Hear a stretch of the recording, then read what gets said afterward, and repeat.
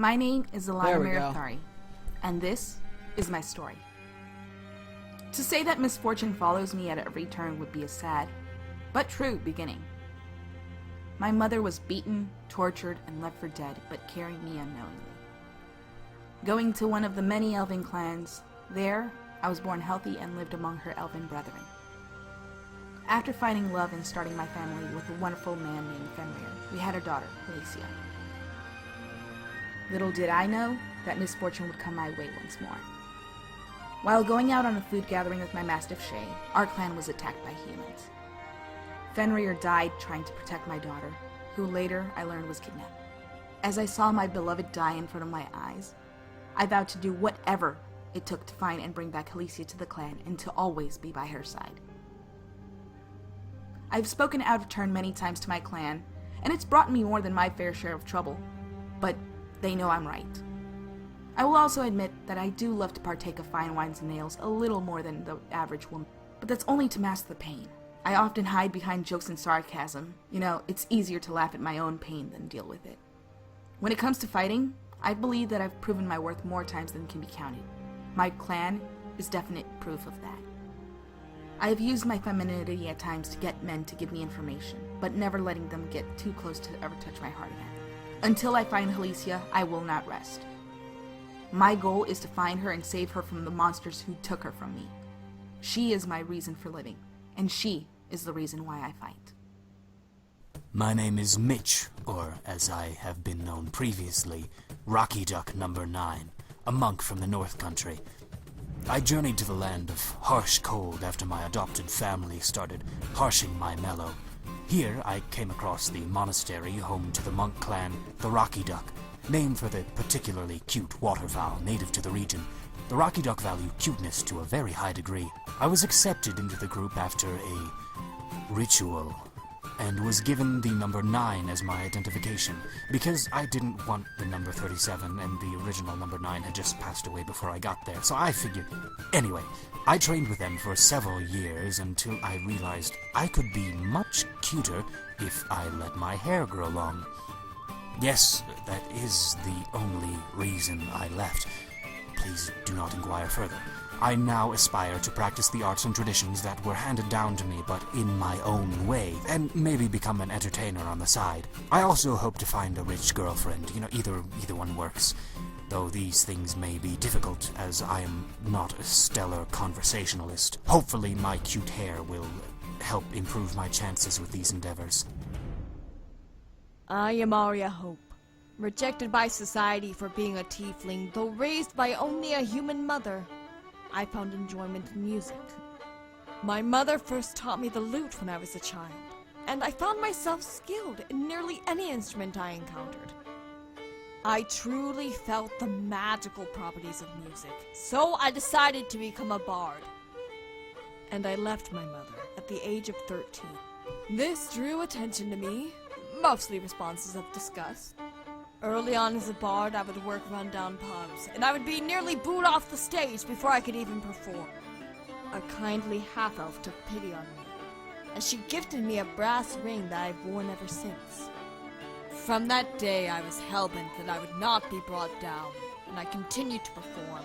The half-elf, who introduced herself as Florinda Audit, became a regular in my audience.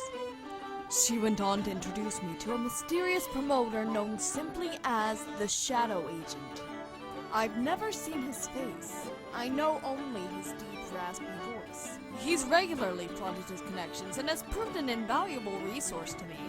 Time and determination was to my advantage, as my skill eventually earned respect, and I've come to a point of moderate success.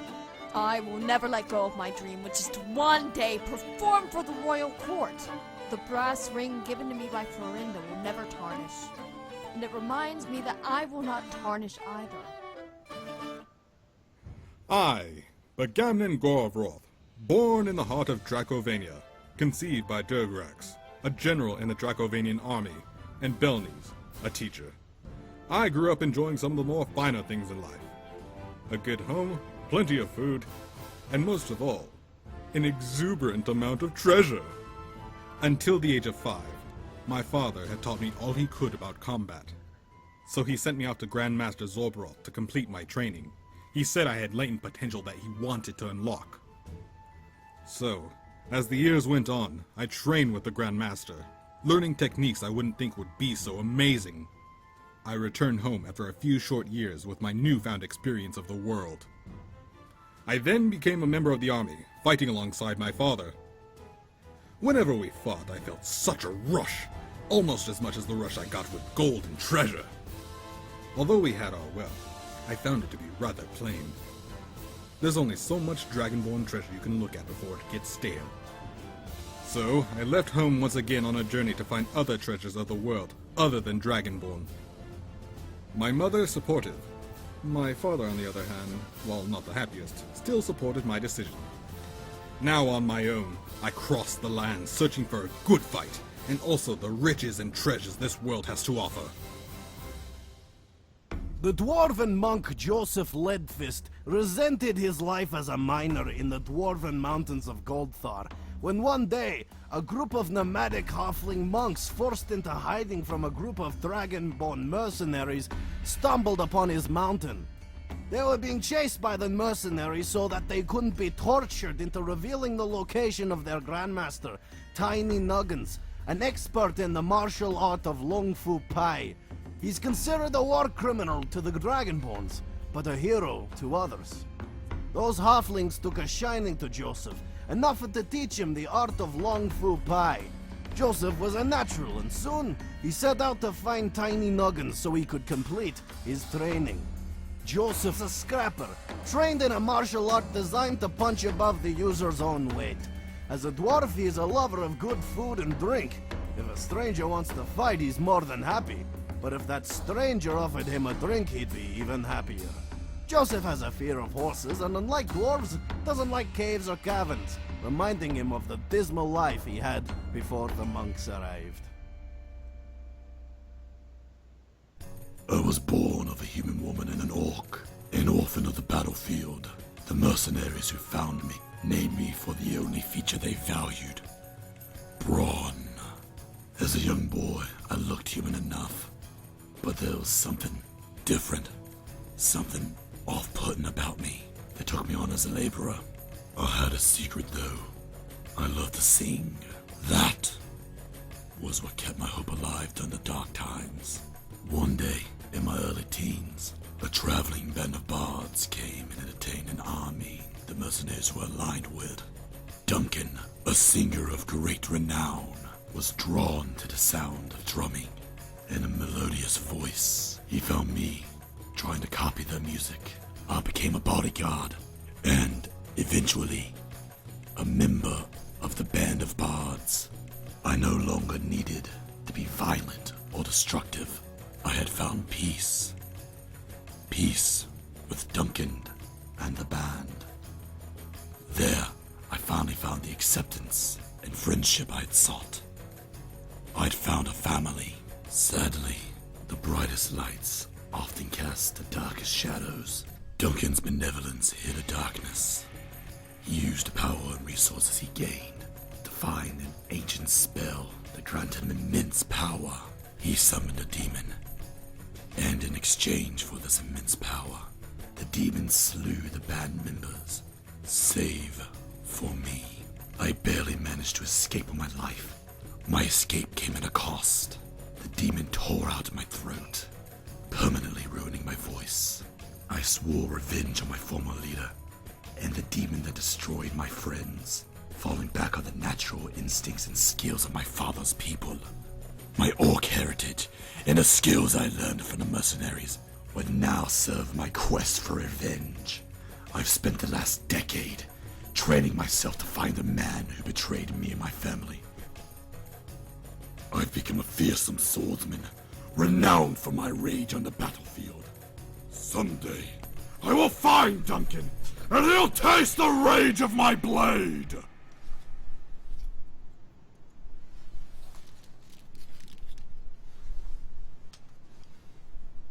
Alright, there we go. Alright, welcome back everybody. See if I can try and get things going up here. Alright, so How's everybody been? How's life? Hello, everybody. I'm good. Good. I am digesting my gangbang. Don't say that. Well, rightfully so. I mean, He if you order a McGangbang, you can say I put down a McGangbang. Yes. Yes. I had a realization though tonight while I was eating. I enjoyed the McGangbang. I think it's a good sandwich. Here's the thing: the McGangbang is not a sandwich you order if you love yourself. It is everything unhealthy and wrong in the world. A McGangbang is the food you order after you've been on a 3-night raging bender. You come home, there's nothing in the house. The cat's dead because you forgot to give her water. You're like, what am I going to do in my life? I'm going to go get a McGangbang.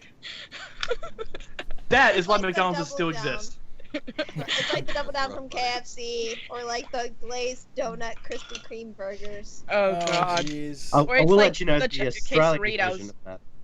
The Australian version of that is a cold souvlaki that's been left in the fridge for 6 hours after a bender. All And right. for Mexicans, it's mostly just Taco Bell. Oh no, I almost included that. I almost getting cold made a pizza dirty at 1 a.m. McGangbang. Somebody asked me if I got a haircut. I'm like, no, I didn't get a haircut. I took a straightener and I pulled my hair back, and I just added some hair spray because usually, right now, my hair would be at maximum poof, is what I call it. In which, like, it wouldn't be like straight back like it is right now. It'd be like out to here, all curly and stuff. So. You have better lighting Wait. now. And a new Did you camera. get it chemically straightened or just regular straightened? No, I just took a hair straightener, the hot iron. That's what I did All right. yesterday.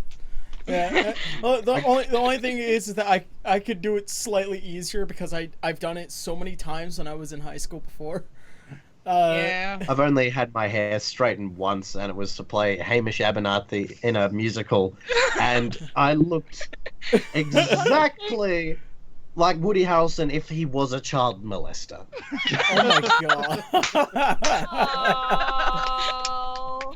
I was gonna say Aaron looks like the villain in like a '80s after-school special with the slick back hair. Yeah. Aaron is the corrupt corporate executive who's coming to tear down the skate park and build a convenience store. Yeah, those damn kids. All right. At the same time, in the same after-school special, he's also the kid that says no to drugs. So you got both ends of the spectrum there. Yeah. Okay, with the glasses, So- with the I smack glasses, it he to the says no ground. to drugs. Without the glasses, he's evil. Yeah. They're He the says modifier. yes to consumerism. Yeah. Oh, and give him ideas. Tilger, we're not gonna let you take away our snowboarding park. and for the person who asked earlier, I am still playing with a cursed dice tonight. Oh shit. I think my Yeah. glass is cursed as well. Although- Keep rolling. Oh, that was a 7. Although I hate to interrupt, I gotta say I love this new layout. It is I beautiful. was gonna Aaron. I was gonna say, like, oh, by the way, you guys, I made a new layout. Like, I put it on Twitter a few days ago. Or no, it was yesterday. And I was just like, I gotta finish this. I really gotta finish this.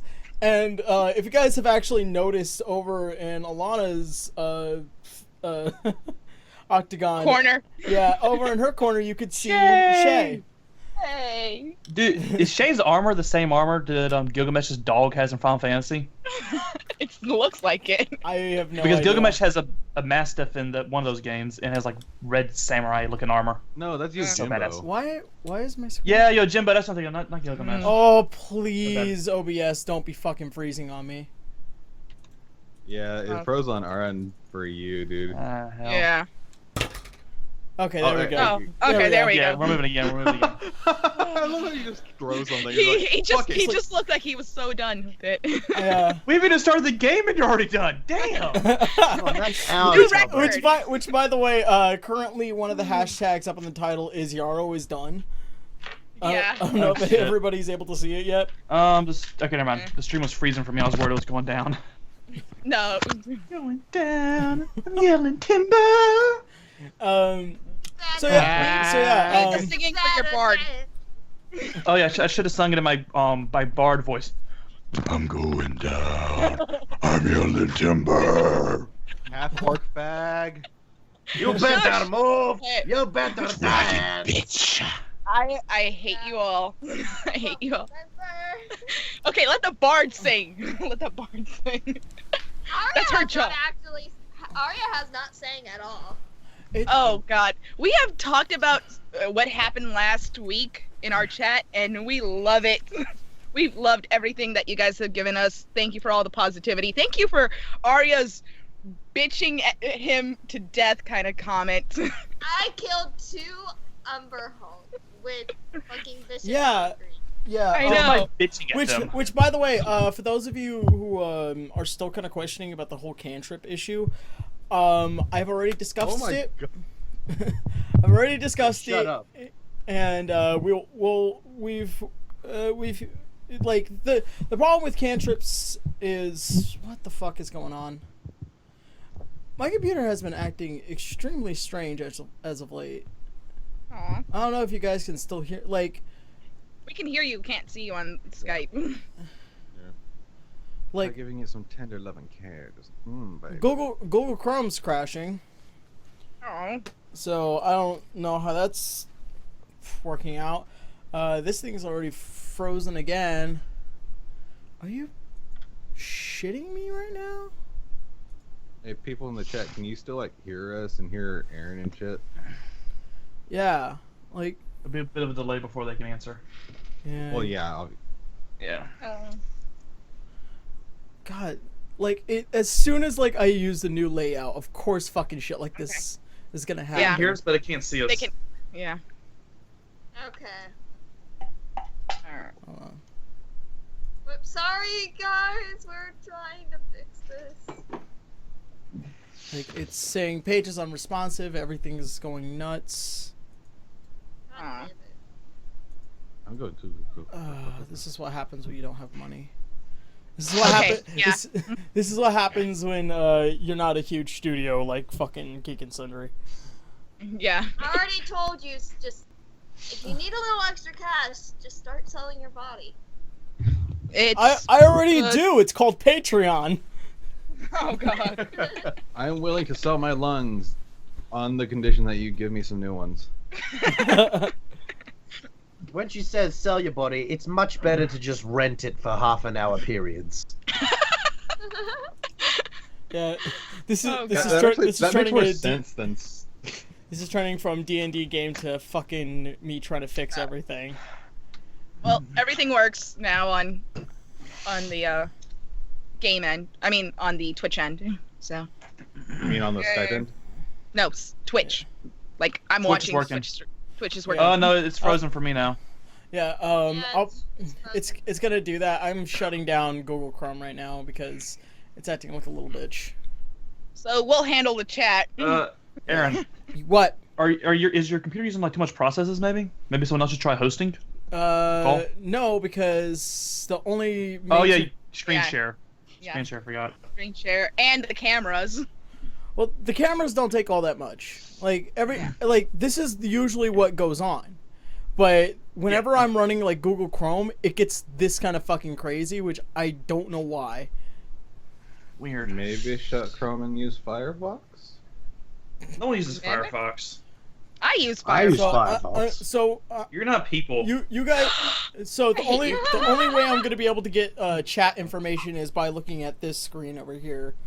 So Okay. I'm gonna keep it. I'm gonna keep it at that, and we're gonna stop using. We're gonna stop using Google Chrome for right now, and I'll figure it out in a sec. Don't worry, your chat mods will be here to make sure that everything goes smoothly. Thank you. So. Which I'm not one of.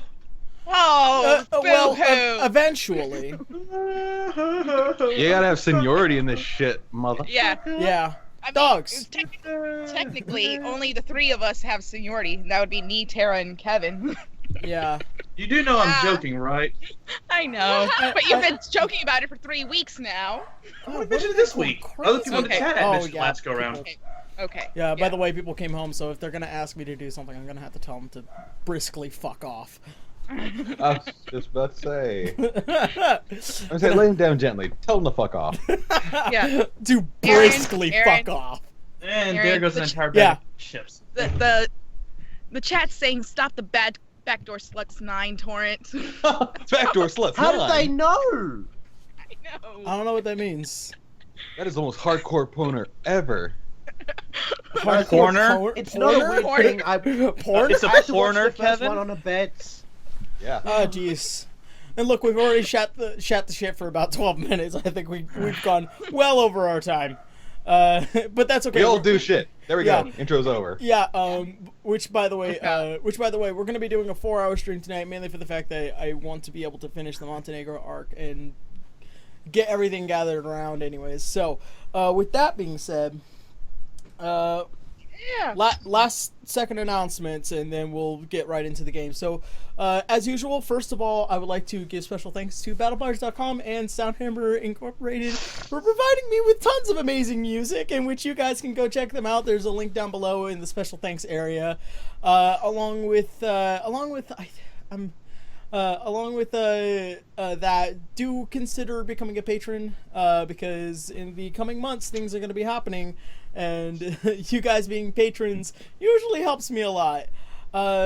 Also, by the way, once again, we're getting closer and closer to 1,000 followers here on the Twitch stream. So if we manage to reach 1,000 followers, we will be sending you one of these amazing. Or well, I'm not gonna pull that one out. I'm gonna just show you guys mine, with all my fucking tabs and notes and everything. In which I will send you one of these amazing players handbook, in which you guys can go ahead and get one of your own games started, and all that fun stuff. And oh yeah, and along with that, I think next month I'll be upgrading one of these. I'm gonna be upgrading my other camera, which is for this thing. Have we talked about the Anime Expo game yet? What's going on with that? Vaguely. We have vaguely talked about it. We haven't actually gone in depth with it. So, do you want to talk about it, or should one of us? All right, then. Yeah, I'll go into it. So, first and foremost, I like to also say that we will be doing a game at Anime Expo, which is going to be on a Sunday still. So we'll be back here on Sunday during the Anime Expo weekend, and we will actually be doing a live stream in which it will be me, Yomi, Tara, Ava, along with a few other guests that I'll be bringing who are coming to Anime Expo this year.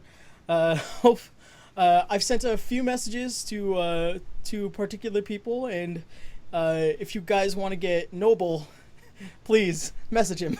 That would be that would be awesome. I try to send him an email. So, if you guys want to see Noble play D&D, make sure you tweet at him like, go on, D6. When did you? Don't piss him off though. Don't annoy him. No, don't piss him off. It's just like, just let him know that I'm interested, and hopefully he'll be able to join us. When did you email him? About a few When did days you ago. email him? A few days ago. Oh, okay. I'm guessing he didn't get back to you. Yeah, he's a busy guy. But I know he's coming to AX. Kaylee will be coming to AX because she finally moved into California, in which she will actually be joining us for that game as well. For those of you who don't know who Kaylee is, she played Ruby in The Bridgeless Vampire.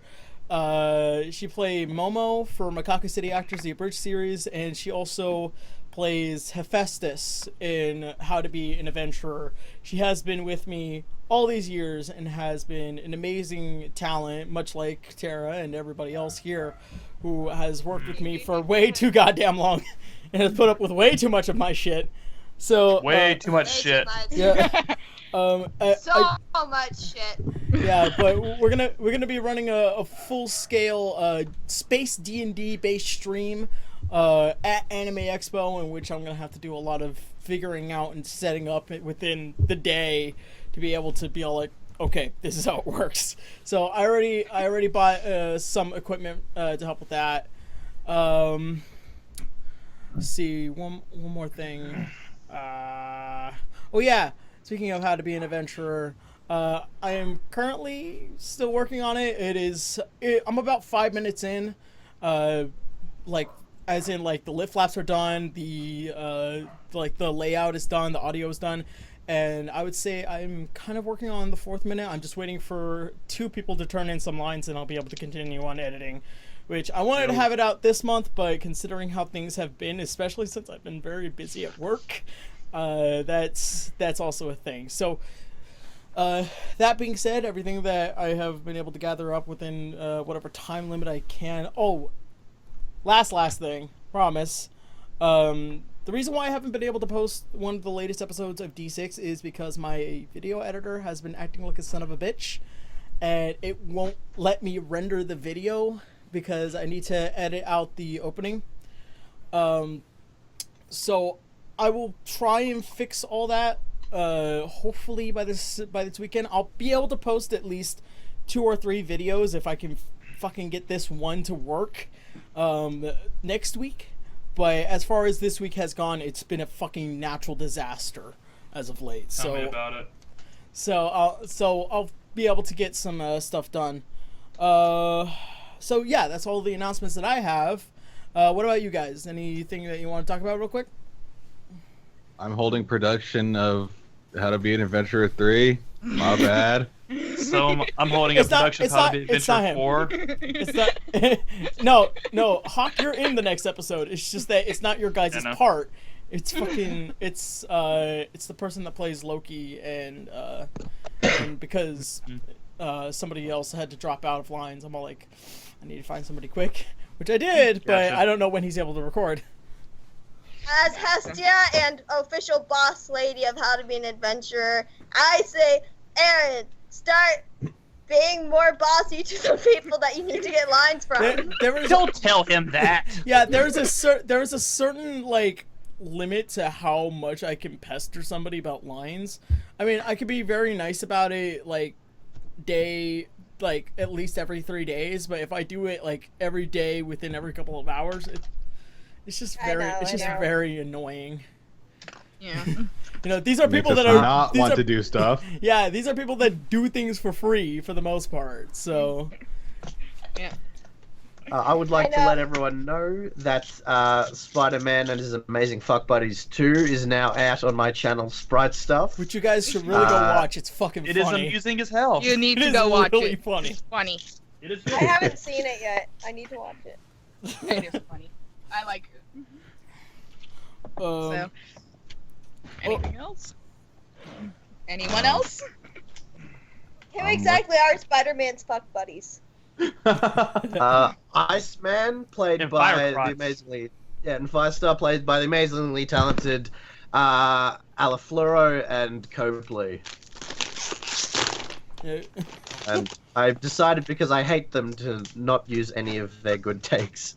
Aww. Aww. Oh, so you're keeping it accurate to the original version then? Oh. Exactly. It is horrible, stilted voice acting. I watched that show. It's horrible. This acting was terrible. Oh, yeah. Don't talk shit about Frank Welker, bitch. Hey, I like Frank, but I'm blaming the director. He's no Iceman. There's no reason why Fred should be Iceman. I mean, obviously they should have gone with Val Kilmer, but he just wasn't available. Right. Hey. All right, you guys. All right. Oh, and my announcement: Fate 5 is still coming out next year. Jesus. Yeah, I've already pretty much casted everyone for Digimon 1, so I am just waiting on one person, and that'll be it. It will be out right before AWA, or maybe at AWA. I don't know. I That's plan my on doing timeline. a fan up soon. Yeah. All Yomi, right. you got anything? I'm working on a new parody series that it's going to be 5 episodes long and a sporadic schedule, due in fact that they're not releasing episodes at a certain time. I'm not going to reveal what it is. If you can guess it, I'll give you a Cheeto. You will literally have this moldy, ugly ass Cheeto mailed to you. Jesus. The slowest And postal signed. provider available. Signed permanent marker. United States Postal Service. You've No, made a it's going to mess be of it's going to be things. UPS. What can Brown do for you? Yummy, I'm surprised that you're not sending them out cookies. Oh God, no. Low blow, Tara. No, Low no, blow. no. In joke. No one sorry, accept guys. those. That's a joke. Sorry, guys. All right. All right. So are we gonna start this Yes. shit or not? Yeah, that's what I've been trying to do. I don't want to. I know you don't want to, but unfortunately somebody's gotta die. Hey! Why do any of us have to die? And that's just already my died. automatic assumption, though. Sorry. I'm sorry, I You wasn't guys- listening. I was on Tinder. What? You guys have done so many things that like if it weren't for the fact that I'm a nice DM, somebody would have been dead by now. I've only been in one game. You're a nice DM? I'm a nice. Yeah. Like there are plenty of mean DMs that are after the player specifically. We love our DM and don't want him to kill us. Also, the new player Be nice to is God. concerned about why he's a target since he's only been in one game. I Right? know. Hey, you killed a number Hulk. Be proud of yourself. Yeah. All right. All right. So, let's go ahead and get right into this. So, first off, when our adventurers had returned back to Arario, they had found that the king had been taken by the Montenegro family, who has caused nothing but trouble in Alanna, up and down the countryside, and had recently attacked the Emerald Enclave and taken Alanna's daughter, Helicia.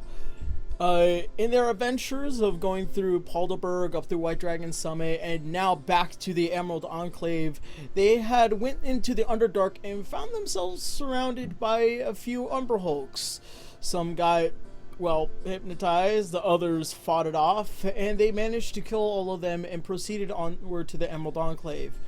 When they had entered, a couple of the guards had stopped Alanna and the rest of the group, along with one of the generals, Maven Poe, in which she was briskly put under arrest and taken to the elders of the Emerald Enclave, in which she has been warned that she is now under village arrest. And when she had left, Maven stayed behind to converse with the rest of the Emerald Enclave clan leaders. So, with that being said, all of you, aside from Alanna, are together. Alanna and Shay are currently together as well. So, from that point, Alanna was informed to go to the Melora shrine within the Emerald Enclave, which is another very close deity-based shrine that is found rarely throughout the land of Al-Anon. So, from that point, what do you guys want to go ahead and do? Well, I'm making my way. Sorry. I'm writing Shay as I'm making my way to the shrine, so I'll let you guys take over from here. I had a question more about mechanical, I guess, question. Yeah. Do we need to still heal from our previous fight, right? Yes. Okay, because I know some of our party's getting kind of low. If you wish, you can take a short rest and recover one of your hit dice. And the way that works is that when you take a short rest, you roll for one of your hit dice and you regain whatever HP that is, but your hit dice goes down by 1 until after you take a long rest. I see. I mean, my health's all right. I'm good health wise. I was just wondering for the others in the group. Yeah. All right. I'm fine. Okay. Oh yeah. Kevin, Tara, and Ava, did you guys already roll for your HP increase because of your level up? Yes. Okay. No. Not yet. All right. The way that works, either it should be in your character class, or it should be in your class features. So for if it's a bard, I think it's a 1d8. You guys are making me double check, and that's let's go ahead and do trying that. We'll do that. I'm trying in to a see where second. the sheet is, so I can Alright. go through the book. You said it's based off our class, not our Alright. race, right? Yeah, it's based off of Yeah. your class. For Terra, it is 1d8 or 5 plus your Constitution modifier. So It's also 1d8 for monks as well, but I did not level up. yeah. Neither did I. 'Cause I'm new. Okay. Yeah. So... And then for a fighter. And then you just add what you get to your hit point maximum. Yep. And for a fighter, it is Okay. 1d10 or 6, Kevin. And then add your Constitution modifier on top of that. Well, you said 1d10 or 6? Yeah. Either you roll a d10 or you just take 6 and then add your Constitution modifier on top. Okay. Let's see. So, so with that being said, the group is kind of just wandering around.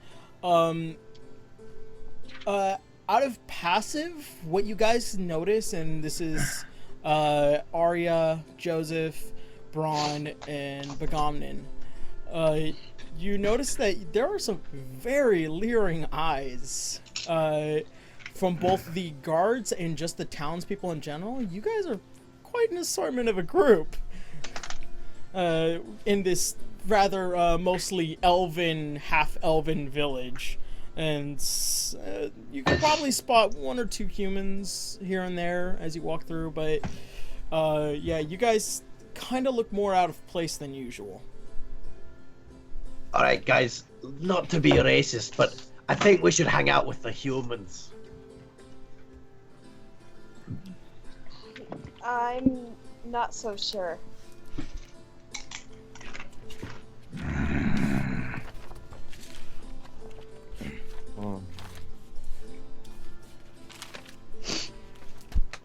I believe the dwarves should remain silent for now. I believe so too. Alanna? I just. Sorry, go ahead. Oh.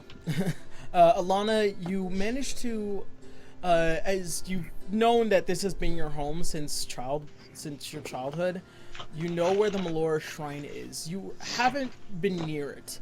You tend not to partake in any of the in any of these matters of, like, you know, religious standpoints, just naturally all throughout your childhood, and thus the reason why your father-in-law insisted that you go this time. And as you begin to get close, from what you can see is looks to be a church, almost cathedral-like, just mostly made out of these grown vines and what seems to have bent them arcane-like, and they seem to just go over each other again and again and again. And as you enter through these beaded doors, just much like vines still, you see there is, you know, seats and seats and seats, and in the center of this massive church, you see what looks to be a figure made out of wood and vines, of this heavenly looking figure, and this is a statue of what you know to be as Melora. Okay. All right. So anybody else?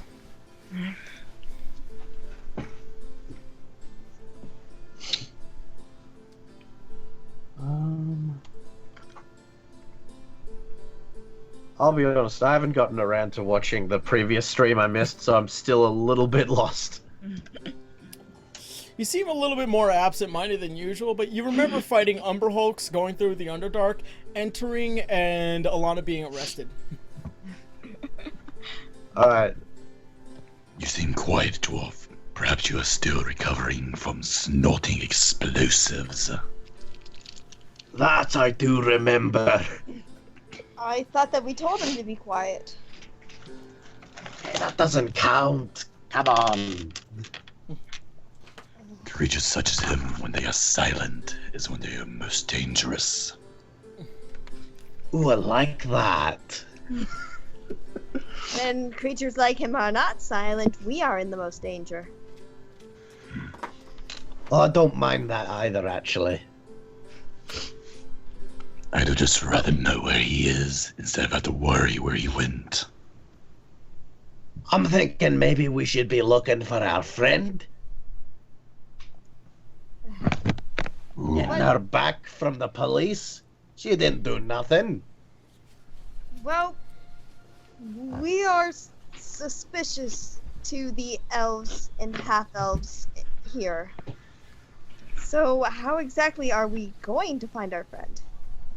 Well, I mean, we could go to court. We should go to court. Be character witnesses. Say, Arya, isn't there one thing that the three of us, before we met Braun and Joseph, did very well? Drink. Aside from drinking, we still do that, and it is amazing. No. Interspecies romance. That was only earlier. Come on, Arya, you know the thing. The thing that kind of got Alanna kicked out of Polderberg. Oh, making love. You don't mean an... You don't mean an ambush. I mean an ambush. Oh no. I don't see this ending well.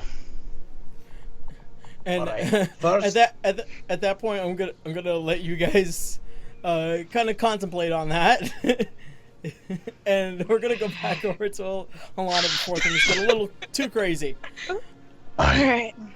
Alright. Alanna, as you have walked up to the center, to the front center of the church, you look and you notice that the statue of Melora looks very close to the visions you had back when you had meditated before. Alright, so what I'm going to do is I'm going to stand in front of a statue, going to just get down, cross my legs, and try to see if I can communicate with her again. Okay. As you sit down and you cross your legs and you go into this meditative position, things become very quiet for you as whenever you do meditate. But what you begin to hear instead of, silence, you hear the brushing of the leaves in the trees. You hear the animals as they move and the insects in the ground, and you can hear water, and you can hear the wind as it passes, and it's just so natural for you. And as a moment passes, something begins to happen. You open your eyes, and you're no longer in this church for you. It seems as though an entire vision has shifted. And you begin to look around, and you find yourself back inside that garden. And you begin to move forward, and then as you pass through a tree, you can see that magnificent garden that you had noticed before.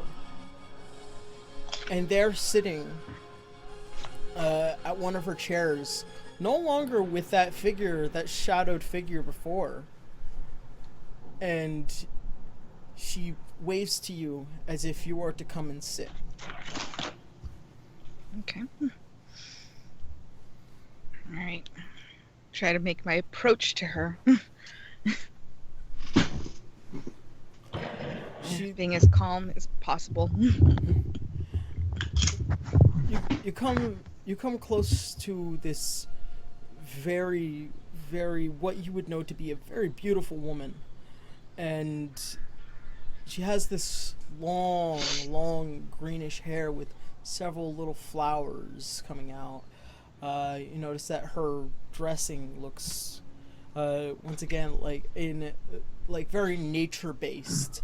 Like there are leaves and almost veilish kind of clothing, and you notice that you can see the animals behind her are kind of just, giving her praise, with one bear kind of sitting, now raising up from behind her seat, and this, and she wears kind of like a circlet made out of like flowers and wood, and she opens her eyes and looks you deep into your eyes.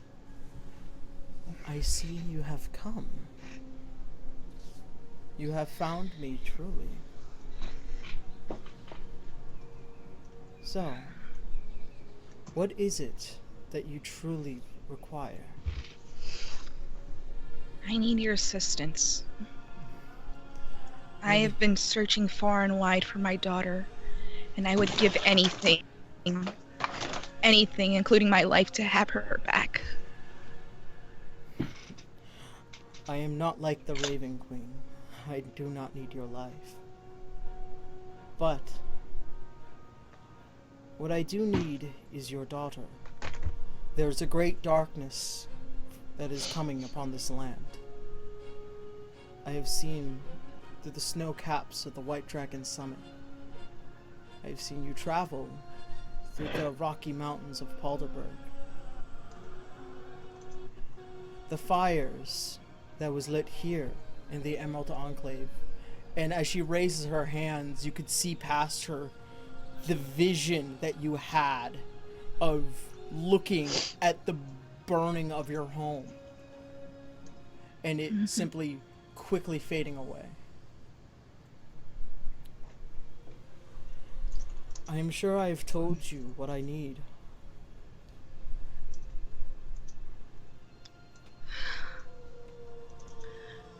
You want my daughter. I don't even know if she's still alive right now. She closes her eyes, and what you begin to hear is a beat.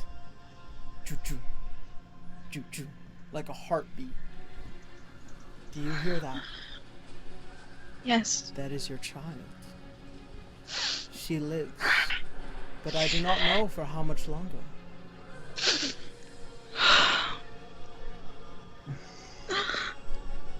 I need your wisdom and your guidance to make my way towards her. If I can find her, then you can have her, as long as I know she's alive and safe. Let me tell you the story of what had happened 4,000 years ago. And behind her is a vision of what looks to be 7 figures had raised up from the ground. As you remember, through many of the histories and tales, there was a great war in which I had to summon a champion. And as I am sure you know that Tiamat is now borderlining upon the plains, and she wishes to be free. There are still many mysteries as to those who are behind this matter, but I need to look for an acolyte in order to now continue on perceiving my wisdom. A vessel, if you will, as my words can begin to hurt those who are not strong enough. Your daughter is the perfect candidate for this. And she will be the one to help me find the new champion. My daughter. My Helicia. What made her the most usable vessel? She comes from me, a half-elf. I have no purity in me. I am of human dirt and an elven mother. Yes, but as you remember my champion. And suddenly, from the shadow, you see a clear image of this rather strongly faced woman. Long brown hair. And she oddly somewhat resembles you. And it's strange, but she's not elven in nature, but rather human. Your bloodline is hers. My champion. You were not prepared, but your daughter will be. And I need her to be the guide. And as such, I will guide you to her. Guide me to her. And what looks to now be as many different kind of waves of leaves now flowing over and over and over, and it's moving faster. I will be the guide to her. And as such, the leaves become too much, and the wind becomes so violent, you close your eyes, and you open them again, and suddenly you're back inside the church. And you begin to look around, and suddenly, from the top of the church, comes flying down a hawk, perching itself atop of the statue of Melora, staring down at you. And you hear a slight voice. This is your guide. And then nothing. And then the hawk flies down, and it places itself in front of you, still in your meditated form. And you can see into his eye what looks to be the symbol of Melora.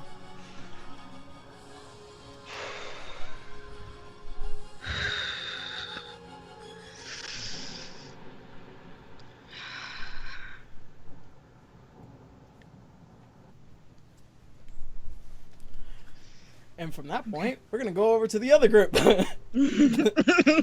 Alright, so what are you guys doing? The comic relief section of this. Yep.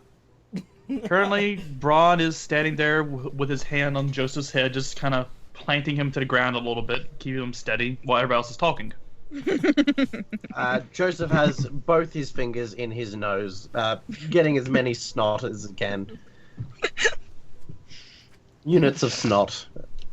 If you wipe that on me, Dwarf, I am punting you over the far wall.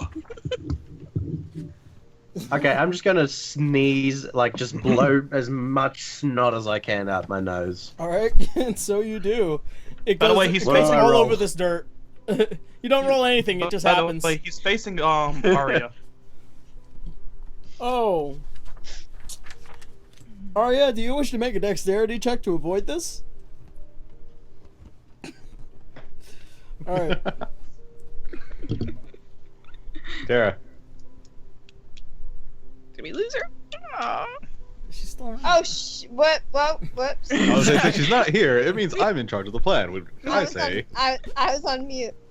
The dwarf Oh, what did you expect me to? Ugh. I make a dexterity check. Okay. Do you want to avoid this, or do you just want to stand there and take it? I want to avoid this. Okay. And it's 11. As you blow out all your snot, Joseph, Arya quickly tries to move out of the way, but she manages to miss a majority of it. But there's still some spicks and spots of snot that manages to get over her boots. Dwarven scum, I'll kill you! Watch where you're blowing your damn nose! It's his fault. He's holding my head. He's aiming me snot. I have found a new weapon. In the midst of this continuing argument, you guys notice immediately behind all of you the womanly figure known as Maven Poe, which is one of the generals of Al-Anon, and she quickly looks to Arya, and Arya, what you can hear within your mind is, "What are you doing?" Is she just scolding me for being angry? No, she's looking to this group, and she speaks into your mind. What are you all doing?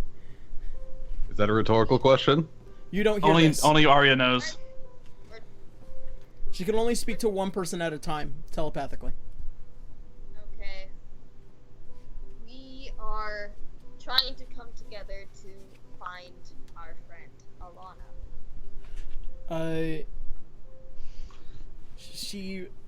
She then looks a little bit towards the west, and what you can notice is a giant church made of mostly wood and vines. And she looks back to you, Arya. She is there. Okay, did she say that out loud, or was it just mental? Mental. Okay. Yeah, always keep in mind, Maven does not speak common. Okay, I was making sure. In fact, it is written down. She just doesn't speak at all. She only knows deep speech, which is a mental type of speech. Gotcha. Then that is where we must go. What? Where must we go? What are you talking about? Alanna. Yeah. She's in that church type building over there. All right, Wouldn't let's that go. be a jail then? All right, whatever. Who cares? It's a large building. Dragon. Dwarf. No fire. No smoking. Do not want to make things more difficult than they need to be. Alright, as you guys go ahead and travel over to the church, you, Alanna, you may want to go ahead and write this down. Yep. You have a new companion. Okay. Call him as you will. Give him a name. He's just standing there in front of you, awaiting, you to do something. Is it the Hulk? It is a hawk. It is a hawk. Okay. Okay. And this is it has a strength of 5, a dexterity of 16, a constitution of 8, an intelligence of 2, a wisdom of 18, and a charisma of 8. Okay. It speaks no languages. It has a perception of +4. Okay. It has keen sight. Keen sight. Alright. And it has talons, which does claw damage. Yeah, basic claw damage. Basically, like what Shay does. Oh, which, by the way, Shay seems to be kind of taken aback by the whole situation because, much like any dog, they can sense when something is very different in the air, and she's kind of just like sniffing around trying to figure out what's going on. Yeah. And now seeing this hawk standing in front of you is strange. Alright. Also, the hawk has a spell to it, by the way, because I had written it down, but I need to actually go and find it real quick. Alright. Where is it? I know it's a B. Shit. Okay. It has one level 3 spell, and it's called Beacon of Hope. And it can only use it once once every rest. Okay. So keep that in mind. Okay. And this is actually something that I've been really wanting to do, is to give you more companions as they come by. As they come by, eventually you'll eventually, as a ranger, I'll start applying, like, you'll be able to collect companions, and you'll be able to switch out between two. So this is something that I'm specifically building for you. But that's an eventual thing. But yeah, these are your two companions currently. Just questioning, for the claw damage, is it the same as Shay's 1d6 plus modifier? I think so. Okay. Yes. All right. Actually, no. Its strength is not 5. It's actually 10. It's okay. Just 0. Straight 0. Strength 10. Yeah, right. I was looking at another one. My bad. Okay. Yeah. Making sure. All right. I'm going to name him in the Elven tongue for light. I will name him Rial. All right. And Rial. And so you give the hawk its name, and what it does is that it takes out one of its wings, and it seems to just simply bow, and then goes back to, just standing there for you. Okay. Nice to have met you, friend. Yeah. I understand you. So around its eyes, you see the symbol of Melora. Okay. So, with that being said, the rest of the group actually ends up walking into this church. Arya, I need you to make a constitution check. Yeah. I was just thinking this is gonna be an uncomfortable experience for Arya. Yeah. I was supposed to do it back up in White Dragon Summit. I'm like, wait. Yes! 20! Okay. Nat 20? Nice. As you walk in through the front, you feel a little, sluggish and strange at first, but you manage to just fight it off. It seems like this is a very specific piece of Holy Land, and where there's a lot of recent radiance that has happened, and you don't seem to naturally resist radiance. But yeah, I was supposed to do this back at White Dragon Summit, but I had forgotten to do that. So. Well, at least you caught it now. Yeah. Better now than, 10 games from now. Yeah. Can we see Alanna from where we're standing? Yes, you can see her still kind of in a meditating kind of form. Just Shay and this random hawk to you. Wow, she's got the hawk! She's really keeping it real. I've been saving that. She's keeping it real. It's pretty cool. I don't. No, I don't understand. No, don't metagame. I guess it's the dwarf thing. Is this an in joke that was around before I came? Don't Trust me, it's not. Sam, remember my rule about metagaming. Remember the rule about metagaming. No, keeping it real. She's keeping it real.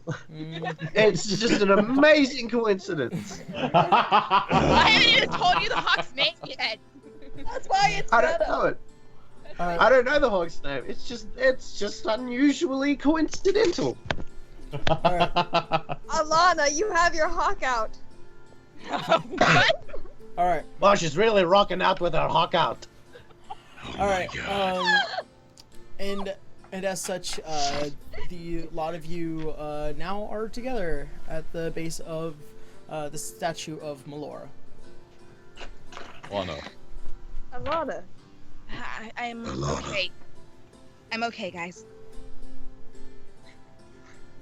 I'm okay. I'd like you all... I had a brush with my father-in-law.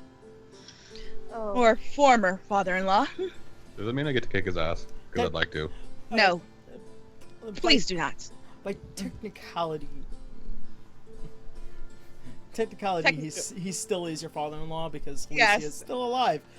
Yeah. So he's still granddaddy. Yeah. But, yes, I had a brush with my father-in-law. and I was told to come here, and I would like you all to meet my new companion. And I point to the hawk. Where is he? What's his name? His name is Rial. And he just. Well, that's an amazing coincidence. as you're standing. And Braun just clamps his hand over the dwarf's mouth. I lick it. And as you shut. stand up, the hawk begins to flutter and perch itself on your shoulder. Shay kind of gives like a bark. Like, is he mad or is he Yeah, jealous? I don't like him either, Shay. Jealous. Something's off about Yeah, that hawk. it looks over, and then it looks back at everybody else. Alright, I want to try and communicate to Shay. I want to try and like look into his eyes and like communicate something to him. I say to Make him. an animal handling It- check first. Do it, Okay. yeah, do it. Oh, and I go ahead and let go of the dwarf. 18 all up.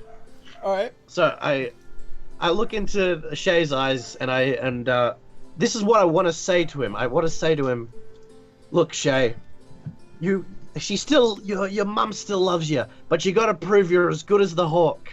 Get on the other shoulder. And I do this for a series of barks. And go. This is terrible advice. Okay, as you say this, the dog kind of like looks up. It goes over and puts one of its giant paws on Alanna's other shoulder. Aww. I still love you, honey. I'm petting Shay's head because I know he's trying. I'm like, you are still my first. You're my second child, but still, you're still my child. You know, I could really talk to Shay. And and the whole group goes, what? Can I do it, DM? Can I do it? You can. Can I do the thing? If you want to, but that's your only fourth level 4 spell slot until tomorrow. Yeah, until you take your rest. Your long rest. Damn it. Worth it. Okay. Worth it. I can't see myself using polymorph in battle though. So. Well, I mean, we could use it to like sneak around. So. And reconnaissance and a lot of other situations that. Or you could turn into like a freaking bear and just like wreck people. Oh God. True. We have seen Yetis, so you could turn into a Yeti. Or an Umber I'll troll. wait. I'll save it. Okay. But I want to be a fire-breathing bear. Is it bad? I thought about having her turn Braun into a giant bear and he just swing a sword around. I have to keep reminding you, Sam, you can't do that because I've only limited to the Appendix D for right now. You not understand this! I didn't read it. It's in the book. Read the. Not only is it in the book, but I've been chatting about it for the past 3 days. I've been really for the last few days. All right. Okay. All right. I don't have a great memory. Okay. As I look to the hawk, Which one? who's Yes. oh God damn it! See, so no one else Real. got. So no one else got the insult against me that Yomi did earlier. God. I didn't get it either. But all right, as I look to my companion Rial, I pretty much just introduce. I used Elvish to try to introduce the group. I don't know if it understands Elvish, but I'm guessing because it is an embodiment that it probably would. Make an animal handling check to. Okay. Make it. All right. 19. It doesn't. Yeah. As far as you know, it doesn't speak any common languages. Not Elvish. Not really much of anything. It's a bird. It's a bird. Okay, I didn't know. It's a bird that Melora sent to you. So that's it. All right. Okay. Well then, it knows that this is my team, and these are people that I will trust with my life. Does it understand the term future baby daddy? Shush you! It doesn't. It does not. It does not, and I don't think it cares. Does it understand the phrase hot wings? It will get really mad at you. The hawk goes. Ah!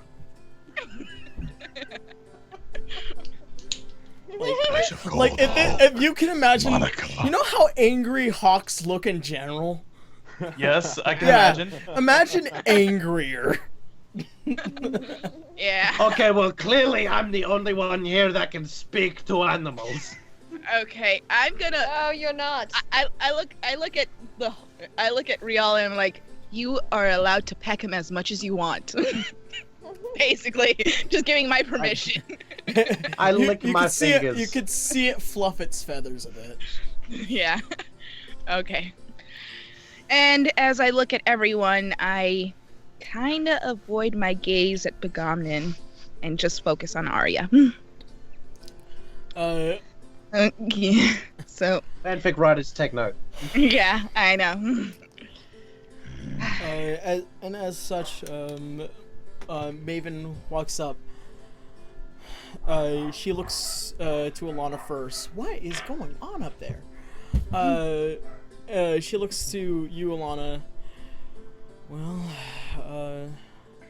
there might be slight trouble. Alright. What do you mean by slight? I communicate back. We can't leave the village, currently. As far as we know, there is no proof that the king had any communication with any of the elders. Even though some had said yes, some had said no, we don't know what's going on currently. And considering how, well, you're under a village arrest and how you shouldn't be messing around here, we need to find a way to get to the Montenegro family without letting any of the guards know. What if I talk to him, Lore? I'm pretty sure I could have a small... I need to talk to him. I need to be able to make him understand that I've spoken to her. I've spoken to Melora, and she's guiding me. Or, a bit easier, we polymorph you and then just bugger off. No, this is a mental talk to her, so... Yeah, sorry. you don't know this is being said. Oh. Yeah. You don't It's know. just whenever- an awkward silence for us. Yeah. Yeah, whenever Mavis forgetting talks, basically it's like to me or Arya, I guess, and So it's far. a mental image so far. So, I mean, I'm pretty much gesturing with my hands, but you guys can't see or hear the conversation. I mean, you guys don't understand. I'm pretty much just giving the gestures as I talk to her mentally. So. Even though we literally just had a conversation, I think the situation has changed.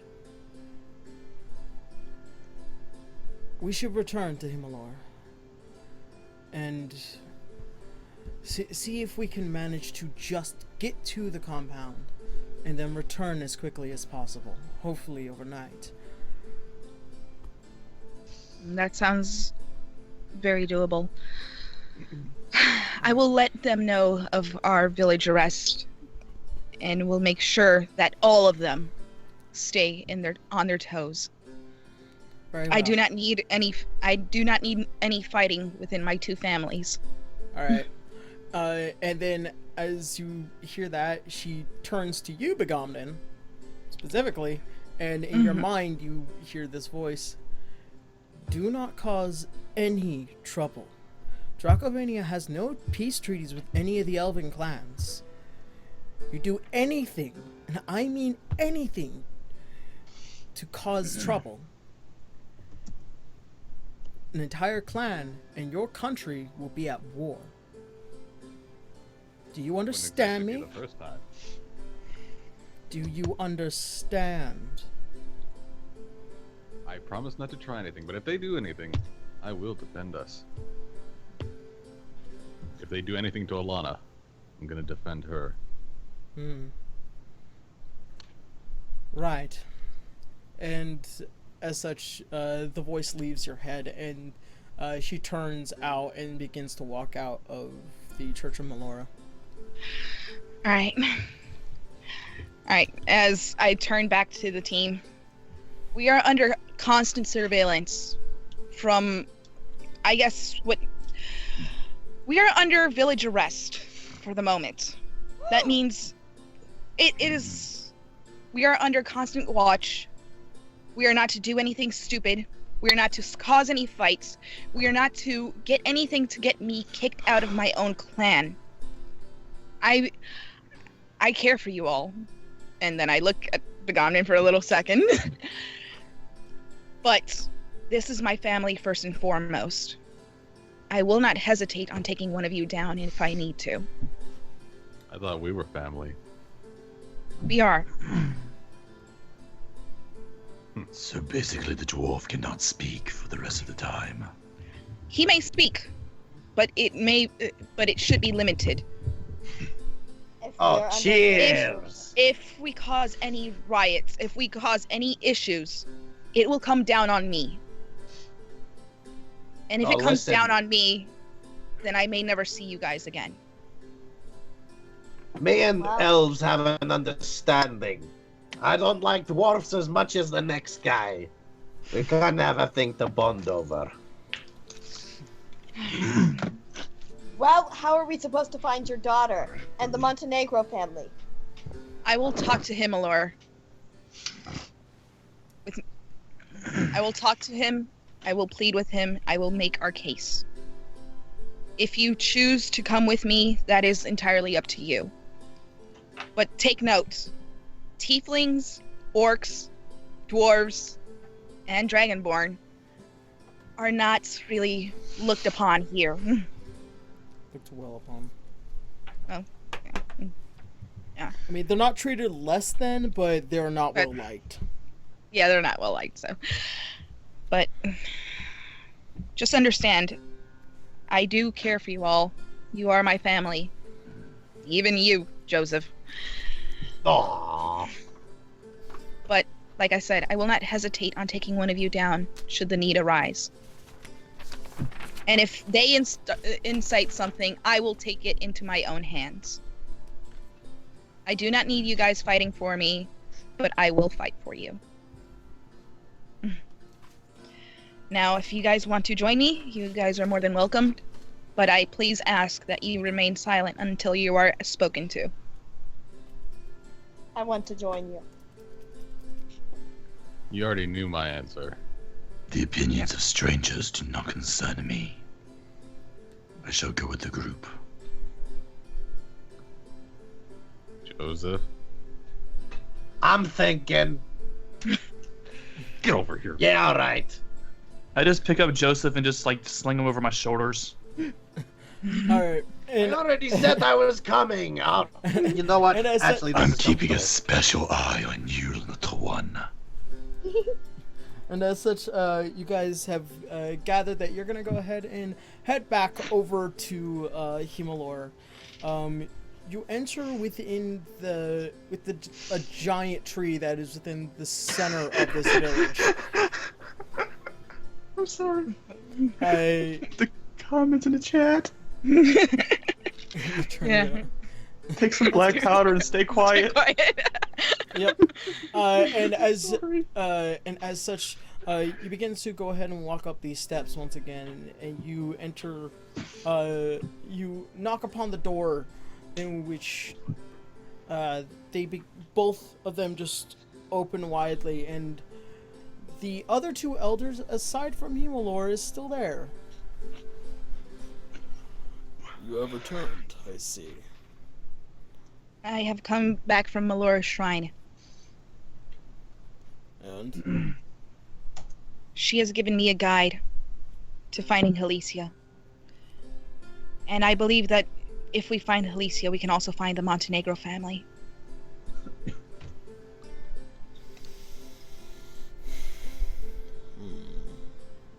I see.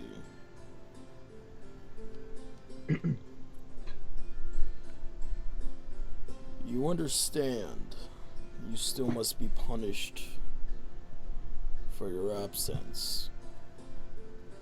I understand. I will take any punishment as needed, as long as I can bring her back to Melora.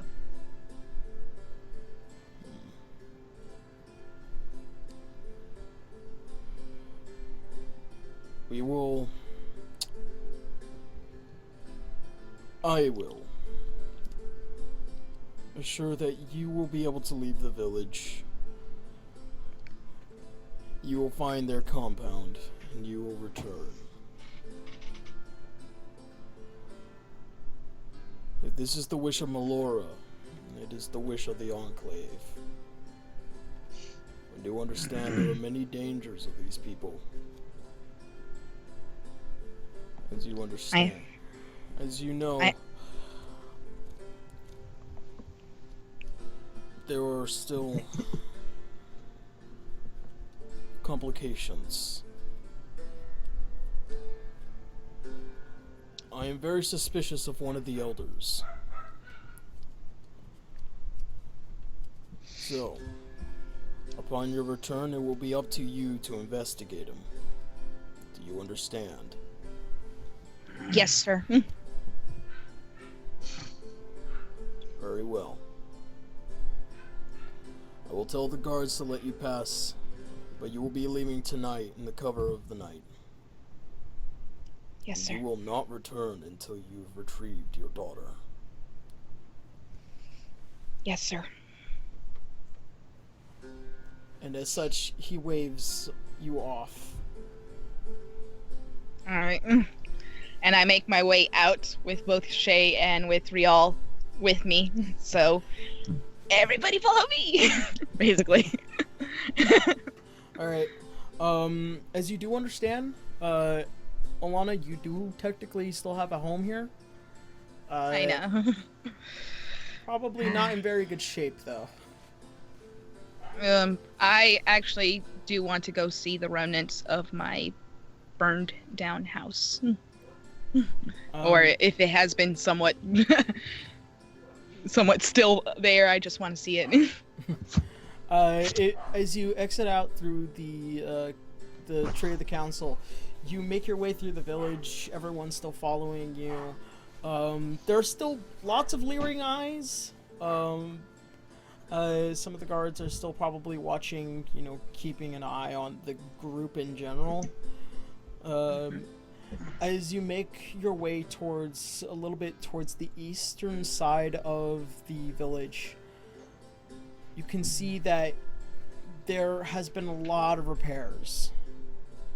And specifically when you get to the area of your home, you see in front of you the ground is very flame-licked. The roof looks slightly molded and damaged. The door still broken from it being kicked in. And as you enter, you see a home full of dust and dirt. Everything had been left there as when you left. Alright, I'm just gonna walk in through the kicked-in door. I'm not going to touch anything, and I'm just going to look around my settings. I'm trying to see if anything's still intact, anything that'll this is a small 2-story home. It's small for the entrance, but you know that this was definitely a home for probably about 4 or 5 people. And the kitchen's still slightly ravaged, pots, pans, and other various things. And upon one of the walls, you see a streak of blood, which is where you saw your dying husband. Yep.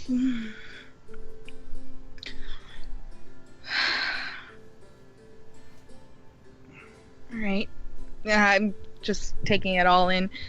I don't bother on trying to go upstairs because that's where I would cry. So I'm just gonna walk around and then just make my way out the door. Just bolt.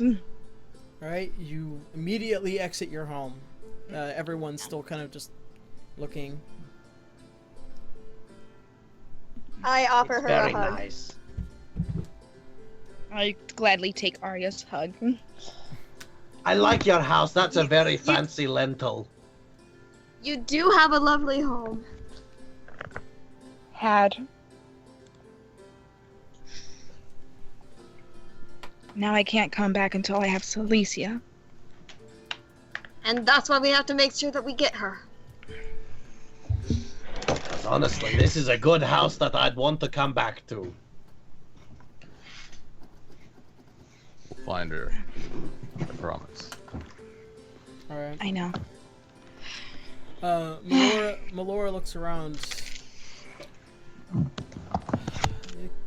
I mean, if you want, we could fix it up and rest until nightfall, but if you want to go to probably a place to stay away from here, we're more than able to, Alanna. Yeah. I mostly want to just... I don't want to be in the house, so I'll go to the nearest inn, which I know is probably not that far off from the shops, if I recall. You know of a place called Midnight Stay? Okay. It's where very few travelers ever do come. It's a relatively small inn, about maybe 10 rooms at most. But Okay. it's ran by an elf known Bowie, in which he's Does he know of me? He does know of you. Okay. Like you've probably ran into Bowie at least 1 or 2 times, but he's not. Okay. He's not exactly friends. Okay. Alright. Before we go in, I have to talk to Begomnin. Alright. And, I just look up at him. Here, nobody can know that we're together. They look down upon me already, and I do not want to risk you at all. So I will sleep with Arya tonight, and you can sleep with one of the other guys. Or you can sleep with Shay. I just don't want there to be any issues to add on. Can I have at least a good night hug just in case things happen? Of course. Of course.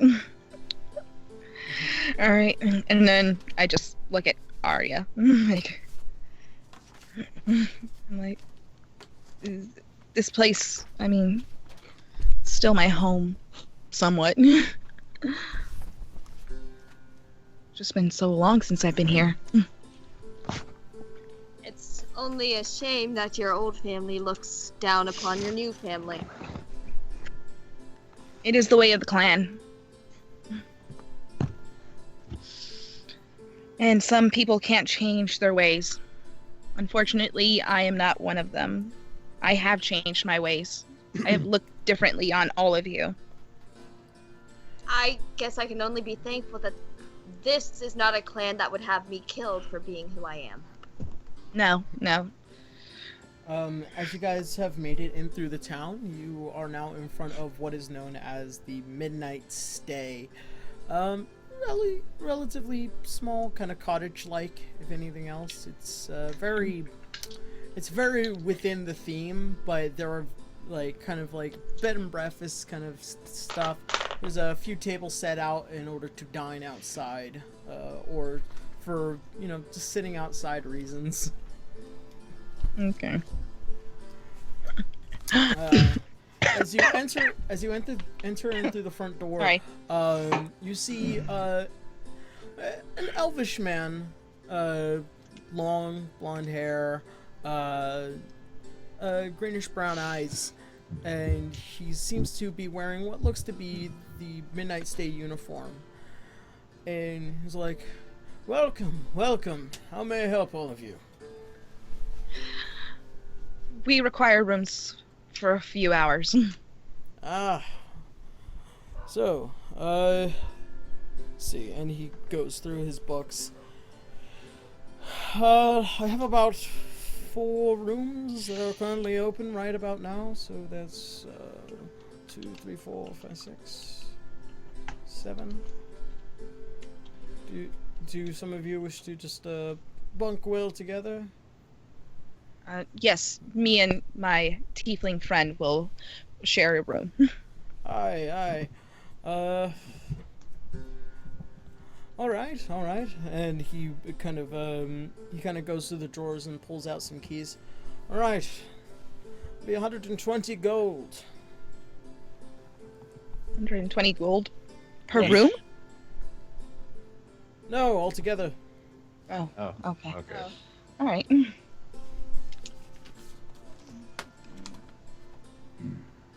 All right. I will pay for it on this one. And as such, you place the gold in front of him, and he slides it off and pushes the keys forward. Well, enjoy your time here at the Midnight Stay. All right. If it's not too much trouble, my good friend, I would like a glass of your finest wine. Thank you very much. I don't think this is one of those. We don't provide wine. Oh, any beverages of which I can delight from Water. drinking?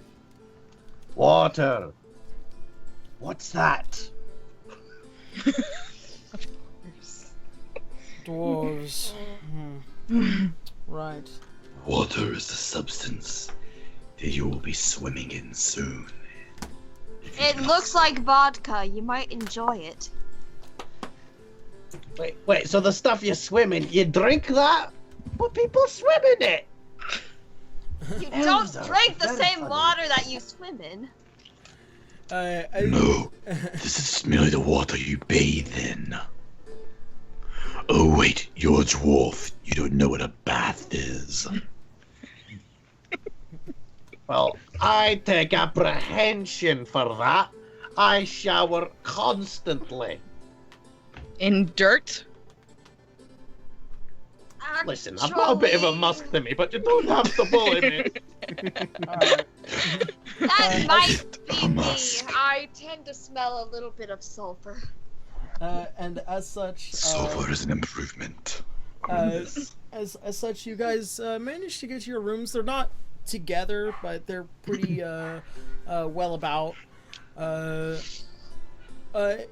As you guys notice, with most inns, they all are relatively the same in room shape and size. These ones are usually have 2 beds, where most have usually 1 bed, but this the rooms that you managed to achieve to get all have 2 beds except for 1. Okay. And that will probably be the one that is... Who's bunking with Maven? I guess Shay could bunk with me even. Technically, if we want to go there. Well, it's 2 people a room. I'll bunk with her.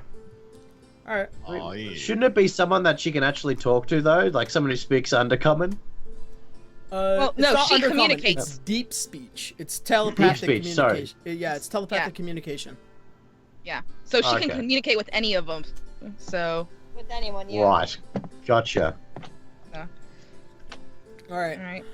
So So Joseph and Bogomnin share a room, I guess. Good luck with that one. so the room in which Maven and Braun are in only has 1 bed, and Maven looks up to Braun and says, "You can have the bed." And she walks over to a chair, and just for you, Braun, what you notice is this is a very small woman. Like for most people, like even though she's about human sized, she's a small woman. But when she sits down, you can hear the chair really creak and bend in. Are you sure you and Oh, go ahead. And as she removes her cloak, she is covered in armor. This isn't like as for everybody else. While Lyle wore like kind of like bracers, leg armor, and a plate, this is somehow not even like, this is like scale mail and a breastplate like on top, and these are very difficult looking braces, like as if like this is some very massive amount of weight on her. And the fact that she hasn't ever made a sound is also kind of strange, but you can see upon Ubron, each scale has a certain circle to it, like there's something written on each individual scale, Like magic runes. yeah, pretty much. Very nice. I appreciate someone who is prepared to go into battle at all times. Are you sure you would not prefer the bed, my lady? I am fine standing guard for the night. No, we're only resting until the night, though, so I'll be fine. And as she leans back, you can hear some more of the wood creaking, and she takes off her mask, and this is probably one of the most beautiful people you've ever seen. And she opens her eyes, and her eyes are basically slitted. And she's like, rest for now. And she places her mask on the desk next to her, and she closes her eyes again, and she almost as if she immediately fell asleep. Oh wow. Does Braun recognize her race? Make an intelligence? Yeah, make an intelligence check. Alright, what's my intelligence again? Oh, I don't have a modifier for intelligence. Aww. So, You here's don't some... have a modifier for intelligence. Because he's an My idiot. intelligence is 10. You told me to put 10 for intelligence. I did. Yeah, it's just a clean 0, so roll a d20. Yeah, I said I don't have a modifier for it. One of the ones with. Just add 0. 16. Plus 3? Shit. It's written here. It's I do have a DC set for it, though. Okay. Damn, chat. You guys already pairing me up with another person in case Goblin dies? Are you serious? Damn. Did I This miss is- something? As far as Check you the know, chat- there are check our chat. very few races that have slitted eyes. There's only Dragonborn and Tiefling. She's not a Dragonborn. She's not a Tiefling. You don't know what she is. She's not a Maybe halfling. she's Chinese. No, like the pupil in her eyes is slitted. Oh, right. Okay. Like a feline, like slit. Maybe she's Korean. Oh my Stop god. it, Sam! She's not. You're she's not even here. Sam, you remember that thing I said about metagaming? That's not metagaming. That Borderlining on it, buddy. I think metagaming has I a love your distinct difference enthusiasm. where I love your enthusiasm. Keep it calm, though. Insanity. no, that doesn't count. Metagaming is when you use it to benefit yourself in game. That's not metagaming. Fair enough, but also keep in mind. Remember how you said that you're insane? There is a mechanic for insanity. I'll bind you to that. Wait, what's the okay? I want to find out the mechanic for insanity until I decide whether or not that was a passing comment. Alright, Oh, God. the insanity mechanic kind of works like this. You gain an insanity point. After so many certain actions, you become less intelligent for each insanity point. Okay. So for Well, one I only have an insanity, intelligence of 1. yeah. So for one insanity, you lose 2 points to your intelligence. And once your intelligence goes to 0, you go feral. Ooh. So, what's the advantage of insanity? Your strength goes up. Oh. Oh. Oh, damn. Don't I've do got it. Don't do it. My strength is +6 already, It's +4. but my strength is 22. How? Dwarven goes- bonuses, man. Okay, a dwarven bonus, which if it was originally at 18, you get your dwarven bonus, which is +2. You can't go above 20. It wasn't originally an 18. It was originally a 20. Then you can't go above 20.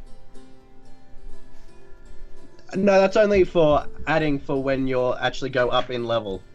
Like, modifiers for race class, it counts differently. I may have to re-roll your strength then. It shouldn't be above. You already... You rolled... I re- You rolled my strength. I you rolled all an my 18 scores. for your strength. No, you just assigned me a bunch of different numbers. I sent you a whole bunch of different numbers, but not a Yeah, single and one of them was a 20. Oh, yes, it was. Well, send me that in chat because even if it is 20, nothing should go above 20. Not at least in this game. 20 is maximum, but once magical items are brought in, then you can start breaking that limit. But not.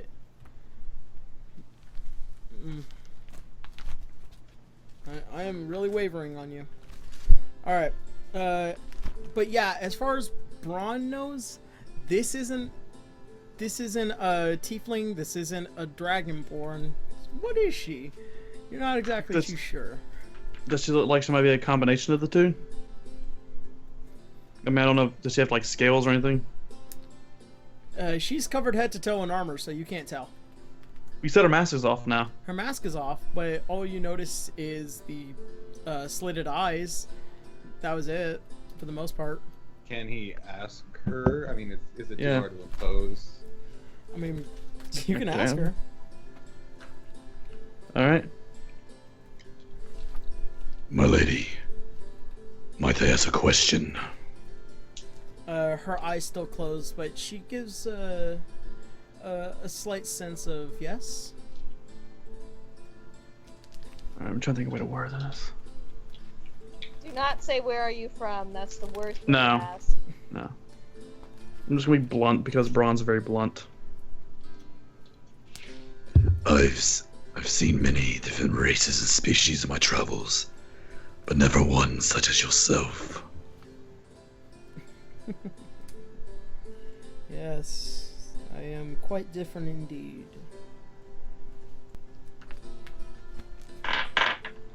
Might I ask, what exactly are you?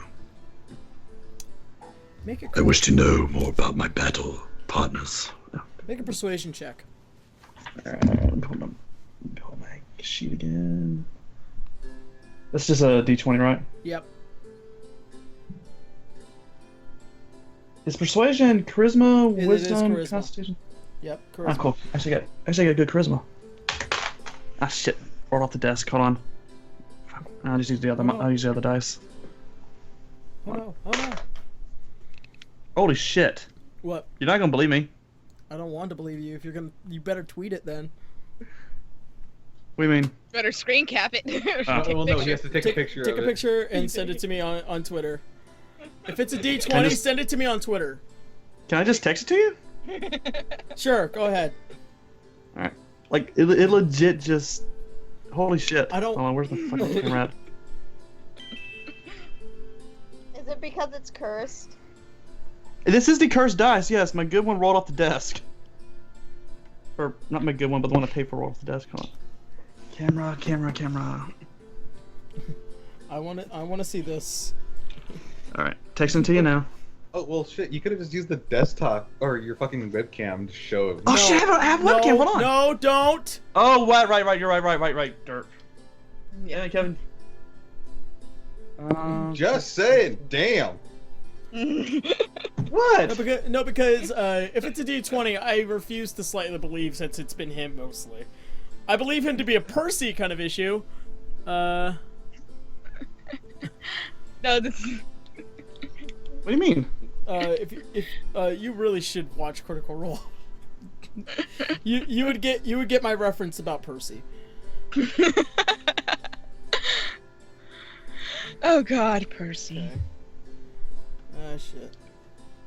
Speaking of Critical Role, whoever called me Keyleth in the last couple of episodes, I don't know who you are, but thank you, because I didn't know who Keyleth was until this past week when I started watching Critical Role. I'm like, oh, she's Marisha Ray! I love Marisha Ray! So, yeah. Hold on. Yeah. Which Percy we talking here? Sam Regal, no, right? No, Taliesin Jaffe. Taliesin Jaffe.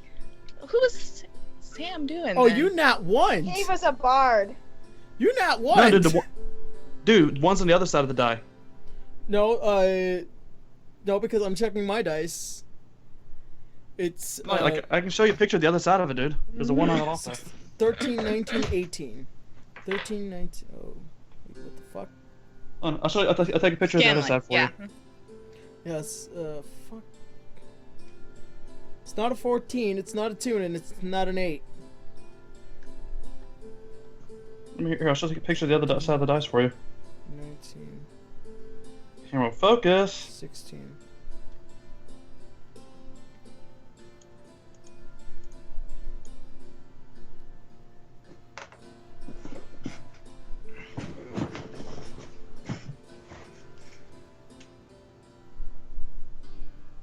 You wanna know? I'm gonna go ahead and say yes. We're gonna go ahead and just say yes for right now. Because I'm not gonna waste time trying to figure out a dice. Because some dice are really fucking strange for some strange reason. Alright. I mean, if you want, I can not use this dice anymore. No, it's fine. As you ask specifically about her race. Shit.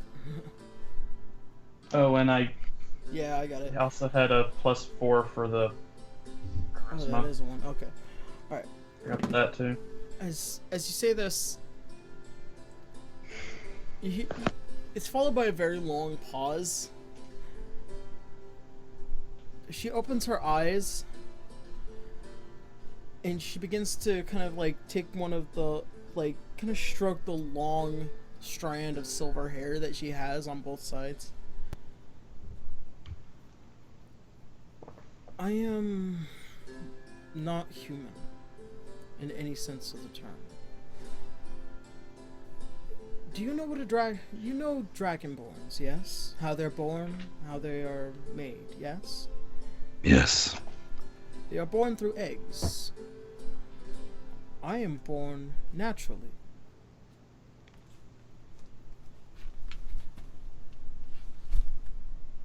I would be regarded as a half-dragon.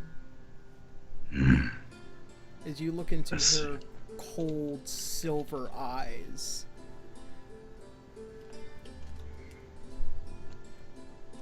I do not know who my father is, but my race is very limited. And I like for this information to be kept rather private, if you understand me. I too understand. Having questions about your past and your parentage, your secret is safe with me. Thank you. Thank you. Thank you, Braun. And as such, she then returns back to resting. Alright. Time passes quite a bit. And because you guys have taken this as a long rest, because it was still early in the morning is when all this happened. You guys had taken a long rest, avoiding your exhaustion points. You notice that it is now nighttime. How late are we saying? Like, About- really, really late? Or? About 9. Okay. I just want to be able to go to one of the shops before we can, start heading out. Alright. I would like to go to at least the armor smith so I can go get some new arrows. Let's see. I don't know if they have a blacksmith. Hold on, let me double check.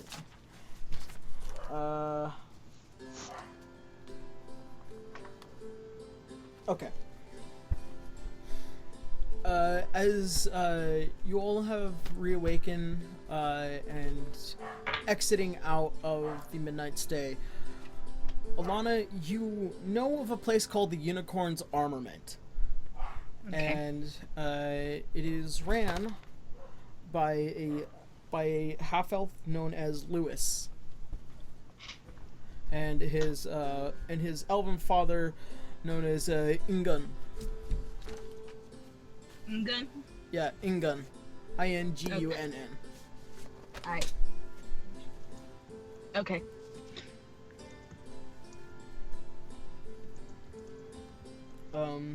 Maven has returned to wearing all of her armaments and masks and everything. So, never mind, you guys.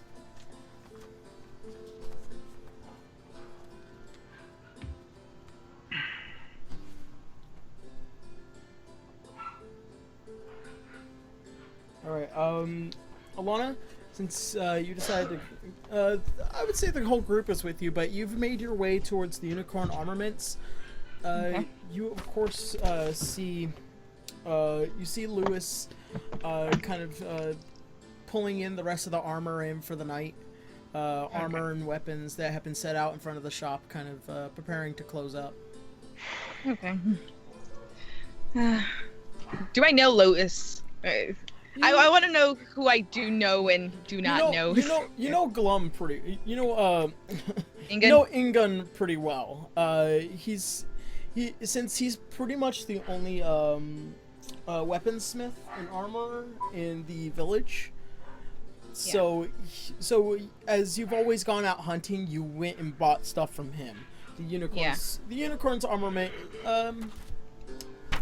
The way you remember it, not too shabby. Not too shabby. It's a pretty nice place. All right. I don't know if Lewis is related to Ingun, so I'm just gonna go. It's his son. Okay, half son. elf son. Okay. Hey, boy. Just getting him. Alanna. Oh. Yeah, Lewis, right? Yes. Ingun's kid.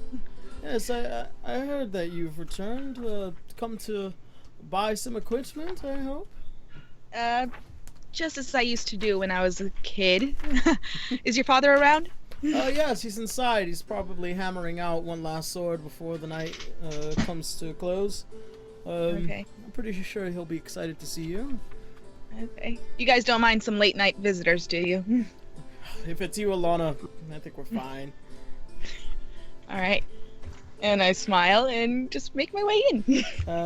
You walk in, and of course you see, several different pieces of armor and equipment hung up and well racked, and you can kind of hear the slight banging in the back of the shop, and you hear it just finally coming to a stop, and you hear. Mm-hmm. So he probably quenched his. Just last hear the blade. billow. Yep. Yeah. All right. So I'm making my way through the door. Like, right. I don't want to distract him, but I'm just gonna yell, Ingun! And suddenly, like, you hear a. And you can see now coming around the door. And I'm just being all nice. Alanna! My word, don't scare me like that. Oh, I'm glad to hear that see that you're back for the most part. So, what are you doing here? Are you coming to buy a little bit of wares before you head off again? Yes, but first, come here and give him a big hug. Because this is family, I get to be in my natural habitat. You reach out and you hold each other in close for a hug, and he's like, No, I was really actually hoping you're probably the only one that buys arrows around here. Of course. So- Speaking of, have you worked on any new arrows as of late? Ooh. For you. Of course. And as he goes towards the back of the shop, he brings out what looks to be several different quivers, and also what looks to be like a rather offsetted box all by itself. It seems to have a slight glow to it, so he's holding it with gloves, and he just puts it onto the table, and he lays down several different arrows. All right, so I got regular arrows. I got quite a few fire arrows. I also have a really particular bowstring. I'm not too sure if it's of acquired taste, depending on what you're going to be using it for. I wouldn't say outside of here, but probably.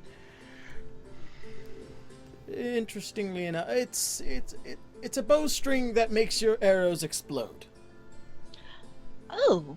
And I look at Joseph like, do you want me to or not? I just look deeply into her eyes and nod once.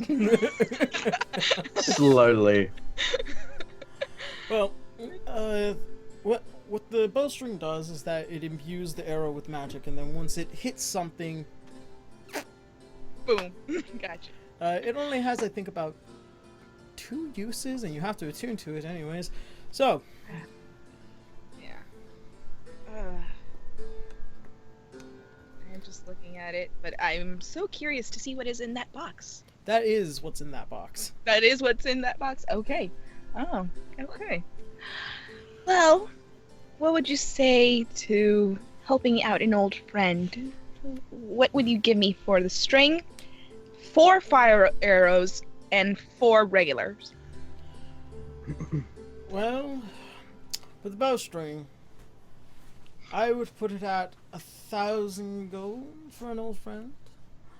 And for the fire arrows, 20 gold for all of them, and for 4 regular arrows, I'll give them for free. Alright. I'll take all the fire arrows. Alright.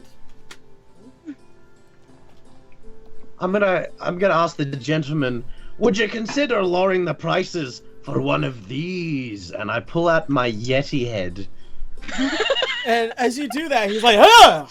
What in the world is that? Oh, Which, by the way, Alright, you I could- need you to know something, Joseph. The Yeti head, as you had taken it originally, well, yes, fresh in the Yeah. cold, in the past several days that you've had it, it is stinky. It is. Some of its hairs have fallen off, and also the eyes had receded so far back after its death. It looks like it's just cold and staring and ready to kill something. I lean down Maybe- to Joseph and ask, Is that? Are you gonna eat that? oh God. Kind of hungry. I'm trying to sell it. Look, buddy, this is clearly a monster head. If you hang it on your wall, you can be all like, "Oh yes, no, I saw this. This weapon killed it because they're good weapons here." No. This is a weapon shop, not a taxidermy. All right. Well, if the orc eats it, that'll be very funny. Will you lower the price if he eats No. I don't want Right. that. Actually, hang on. Joseph, Please, buddy. I'm glad. All right, I'm glad I'm that putting you've it- made such good friends, Alanna. I'm putting the Yeti head back, but question, do I still have the Bone Naga helmet? Should be in your inventory, right? If it's in your inventory, you technically have it. It is in my inventory. Yes. It's not a helmet though. All right. It's just the head of a bone naga still put together. Okay, I'm gonna quickly. Do I have any leather straps? No, you don't. Damn it, I don't. Damn it, fuck. Alright, I'm just gonna say, alright, well, look at this. If you And put a strap on it, it's a helmet. You can sell it. I am not a taxidermy. I am not buying this from you. Joseph, please, put it away. Don't cause any more trouble. Alright, I just put it back in the bag. Alright. Well, fire. Alright, as I look at, Angan, I'll be like, alright, how about, you said 1,000 for the bowstring? Yes. And I bring out the Firebane dagger. How about 850?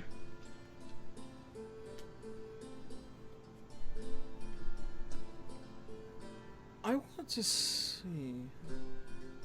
And as you place it on the table, kind of gives off this rather regularly temperatured heat, and not much like Arvello, who usually does like his whole performance.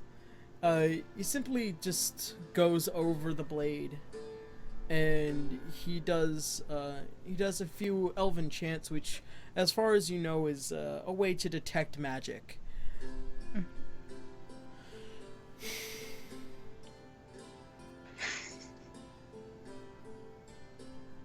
$850. 850.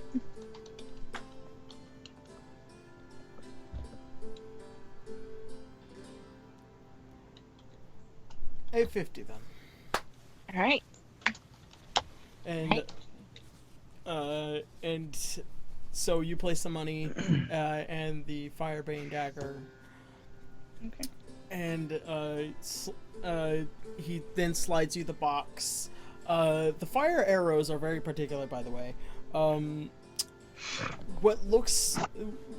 Where most regular arrows have a metal tip and feathered ends, and the shaft is made of wood, this is made of the shaft is made of a very particular metal, and the arrowhead is kind of like a flame tongue blade at it, and it kind of just gives off that heat that the Firebane dagger usually has. Okay. Is there special casing for it, just in case, so I can put it in my quiver? It won't set anything on fire. Okay. Making sure on that part. Yeah, and your quiver is much like a bag of holding. It's just, of course, old stuff. Oh, that reminds me. Do you have any crossbows? Bolts? And/or bolts? I probably have a few laying around if you need one. Or need a few. Let's see. I double check because I always base a lot of these normal weapon prices off of the player handbook. Let's see.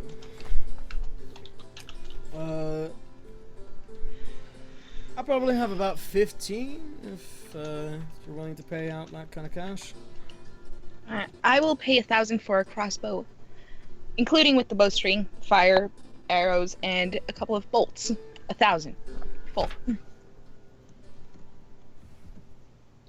Is this going to be a hand or a heavy? Hand. Alright,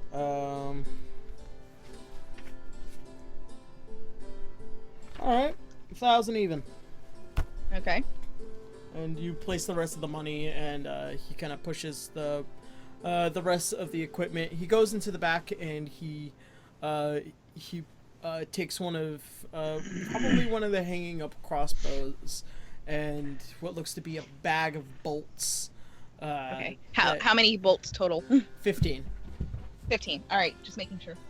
And he places it upon the counter. Well, this will probably be the last purchase of the night, so I hope you well. Maybe in your travels, as I can see. Yes. Can I stop him before he hangs up? I want to see what he'll be willing to sell to a dwarf. Have you got anything interesting that I might have the like of? Currently, no. As far as I am willing to go out of my way. Oh, you got any axes at all? Not finished. Anyways, I'm closing up for the night anyways. Alanna, I wish you the best. All right, Ingen, thank you for everything. And I hope to see you with little Helicia in my hands next time. I hope to see that happen. Alright, good night. And as such, he kind of waves you off, and as you exit out, Lewis has finished his work, bringing in everything inside, and closes the door. You can hear a quick lock, and you guys are now out in the village area. Some of the guards have kind of just taken their eye off of you at this point, as you guys have noticed, but some are still kind of skeptical. Just some. Alright. Alright. Well, now that it's the end of the night, I guess all I have to do is pretty much just lead in the front. I'm riding Shay out the front, so. Alright. As you guys make your way out of the village, the guards kind of I'll be right back, guys. So come up. Alright. The guards kind of just turn their heads, and you just briskly walk out. And as the light from the moon exposes itself from the night, you notice that the hawk and all the swirls in which the symbols of Melora have been imbued upon begins to slightly glow, and he kind of just comes to attention and opens his wings and begins to fly out in towards the night sky, kind of just circling around, kind of guiding, becoming a guiding point to your daughter. Okay. Alright. I am going to tell... Well, I can keep 2 companions at all times, right? Yes. Okay. Making sure. Alright. Well, then I will have to ride Shay, and we're going to go at a slow pace. Alright. I want to be able to have them, with me at all times. Okay. The team with me at all times. So I will be going at a slower pace, but I'm pretty much just focused in on this right now.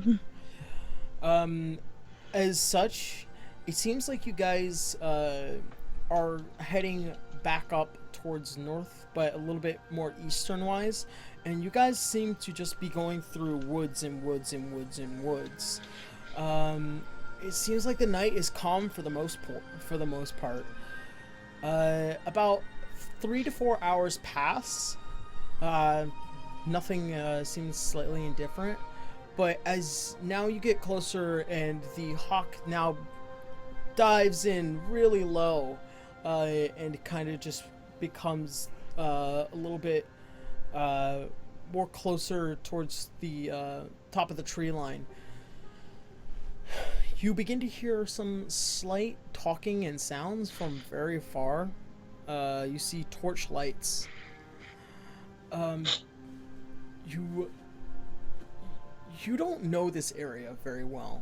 It seems very, very deep into the woods. And for some strange reason, it's very cleared. Like, nothing, as there are several footsteps that pass through here, but it's cleared. As if everything has been taken care of. Both monster-wise and, certain paths. And as you get closer, you notice that the trees begin to have marks, slashed upon through a sword kind of marks. And you notice that as you spend another 30 minutes kind of getting closer, you see what looks to be an vast and open clearing with several different structures that had kind of built what looks to be an underground opening, like a bunker, if even. And as you guys kind of just get a little bit closer, the hawk thing comes down and it perches itself upon your shoulder. And it seems like this is the area in which you guys needed to find the Montenegro hideout. Okay. All right. Can I make a? Go ahead and make a perception check. I'm gonna make a perception check. I was also going to see if I could make a check of the land. You know, a nature check. Go ahead and make a Just nature to see. check. Okay. Nature check first is 13. As Yeah. As far as you know, a lot of the nature life has been swept through, as if like it's been removed from this area. Okay. All right, and I will make perception now, and that is 18 total. From what you can see from where that opening is, there is currently 2 guards, not doing much of anything. They're just looking, and they have each one is kind of near a torch, and that's the only source of light that is coming from it. By the way, they're both human. They're both human? They're both okay. All right. And what they seem to be, what they are also wearing, seems to be like a mismatch of kind of thievery-looking brown and red, and kind of a bandana hanging from their neck, as if like this is their uniform. Okay. Can I make a check to see if it is the Montenegros? Go ahead. Make an intelligence check. Intelligence. Okay. Intelligence check and 20 total. From what you remember from the attack, that this is kind of that same uniform that you've known it to be from the attack on the Emerald Enclave. Okay. All right. I'm just gonna keep everyone back. I'm gonna mount off Shay. Look at Braun and Arya because they both have dark vision. This is them. As does Joseph. Yeah, it's just Joseph. Yeah, I forgot. Yeah, sorry, I forgot. You weren't in the last game, which we had to deal with it. As mostly passive, what those who do not have dark vision can see is that there's 2 lit torches from afar and a couple of figures. Okay. All right, I'm gonna look at the team. This is them. Now, we need to find a way around them, or do we just barge in? I say find a way around. We have no idea how many there are right now. We can only see 2. Well, I can distract them. All right. I don't think a tiefling walking up to them. A tiefling walking up to them could probably. You can, but who's to say that they won't attack you? Should you be a bear or another mastiff? Alanna, I think maybe you should bring them over here and maybe we set up an ambush. Ambush sounds good. How do we do it, though? Well, we'll hide here and you walk up to them. You're probably, let's face it, you're very pretty. They'll take a liking to you. You bring them towards us and I don't know, I'll dig a hole or something. Dirt dweller. I forget about that. I still think that if I were to polymorph into a frightening beast, I could make them chase after me and draw them to you. At that point, we can attack. As you guys are conversating, she looks toward Maven looks towards Alanna. Maybe we can sneak in. Sneak in. We don't have anything to cloud us or to keep us. Well, what if we manage to surprise the guards immediately? That could be a possibility. By what? Using me as a hostage or something?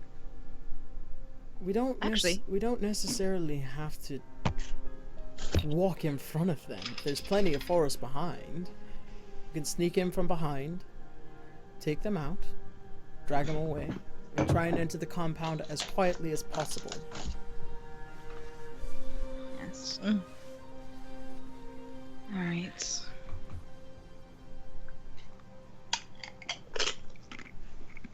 We need to see how big this camp is. Alright, I'm gonna climb up the nearest tree. Make an athletics. Yeah, I was going to say. 14.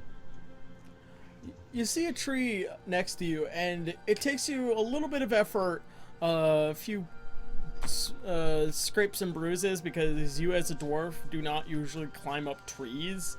Upon you trying to get towards the top, you make it out towards a branch, and...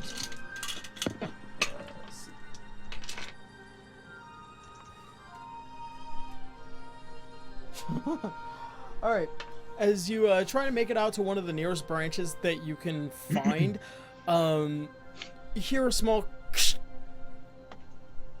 and much like any Looney Tune kind of situation, the branch snaps, and you sit there for a second in mid-air and it's like, oh. And you fall about 30 feet. You take 1d4 falling damage. Wait. I can use my reaction when I fall, using slow fall. Use your reaction when you fall to reduce any fall damage you take by an amount equal to 5 times your monk's level. So 6 times 5. 30?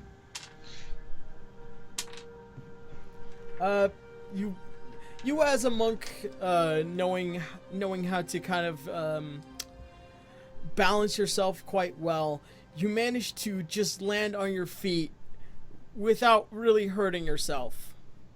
Yeah. All right. Love being a monk. Okay. Actually, I think I have an idea, and I look at By the way, my. As you hear from quite a far away, what was that? Oh shit. Oh, I'm gonna go check. Don't worry. Okay. All right, bail. Scatter. No, scatter. Bail. And then I'm gonna have Rial fly above and see how big the camp is. Well, that probably would have been way easier. Yeah. All right. You instruct Rial this, and Rial takes immediate flight. You do also need to understand that Rial is a glowing bird at this point. Yeah. So it could be an omen to them. If they don't know, they're humans. So Racist. Rial takes flight, and let's see. Make an animal handling check. All right. Animal handling. Yep. What is that one again? That is 6 wisdom. All right, that is 17. Okay. Upon Rial's return, kind of what you can gather from its several different flappings of the wings and its own indications.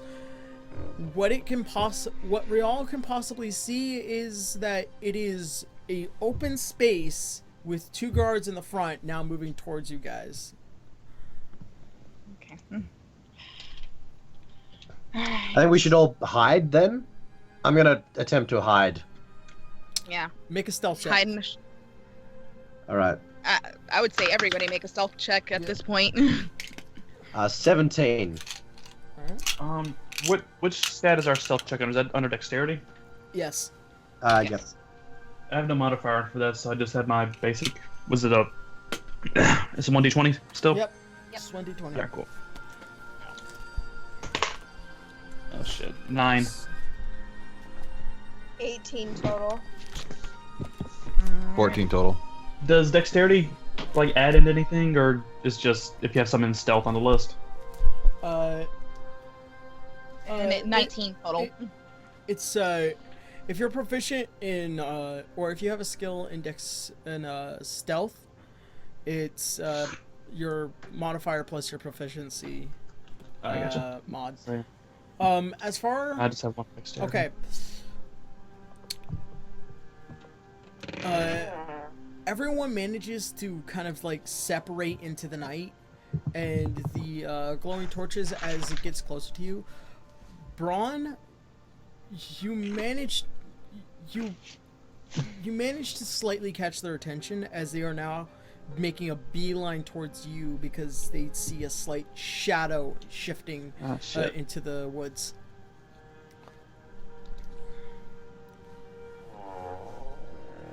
For the rest of you, what do you want to do? I'm gonna ready an action. I'm gonna try and get kind of not exactly close to them, like far enough where they can't see me. But if they spot Braun, like actually like make a reaction to Braun, I'm going to rugby tackle them. All right. I will consider that prepared. Thanks, little buddy. All right. Cheers. All right. About another moment ticks and passes. Braun, you can make another stealth check. This is your last one. Oh, fuck.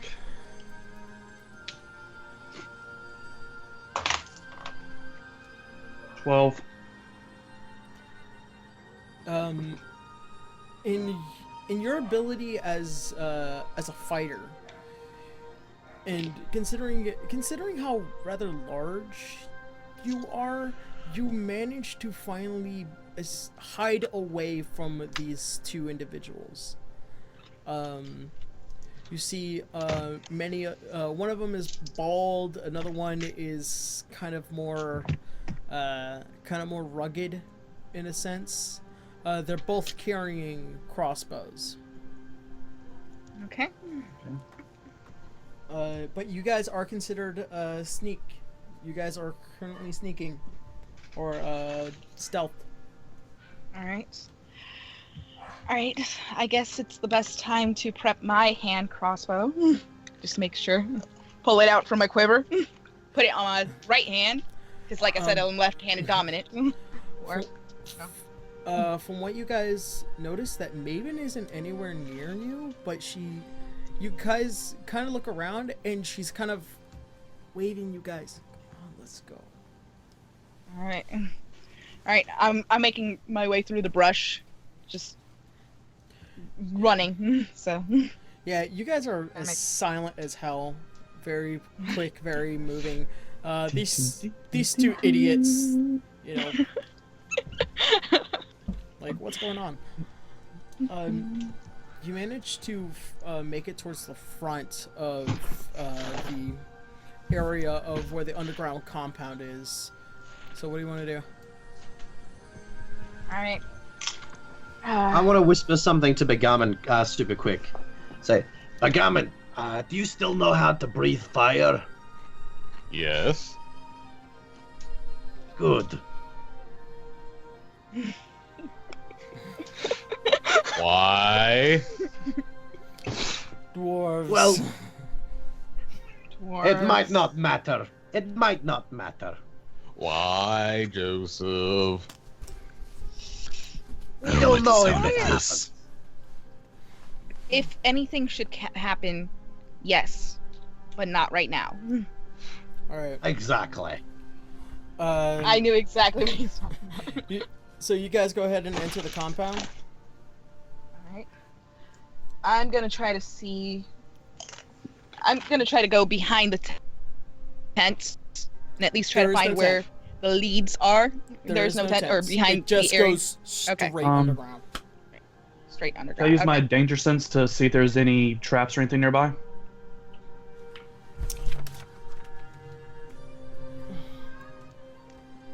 You want to know what? Roll. God, what's it? It's not perception. It's roll insight. With advantage. And that should be your wisdom modifier. Oh, wisdom? Yeah, I think so.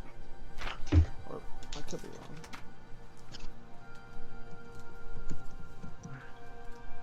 Yep. Wisdom modifier. Roll and set. Sweet. Alright, so it's 12, my wisdom, so I got a 14. Did you roll twice? Oh, twice? No, Yeah, if it's an advantage, you roll twice and take the highest number. Okay. I got you. So that's 14 right there. Come on, baby. Big money, no whammies. 18. All right.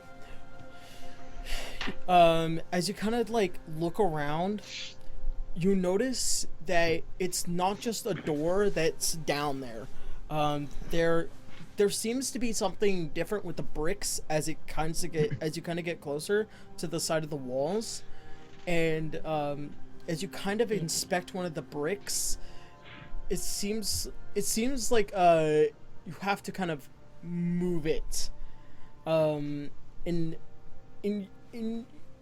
what skill you do have in being able to sense the trap, you move it off to the side and push it in, and you see the door kind of go,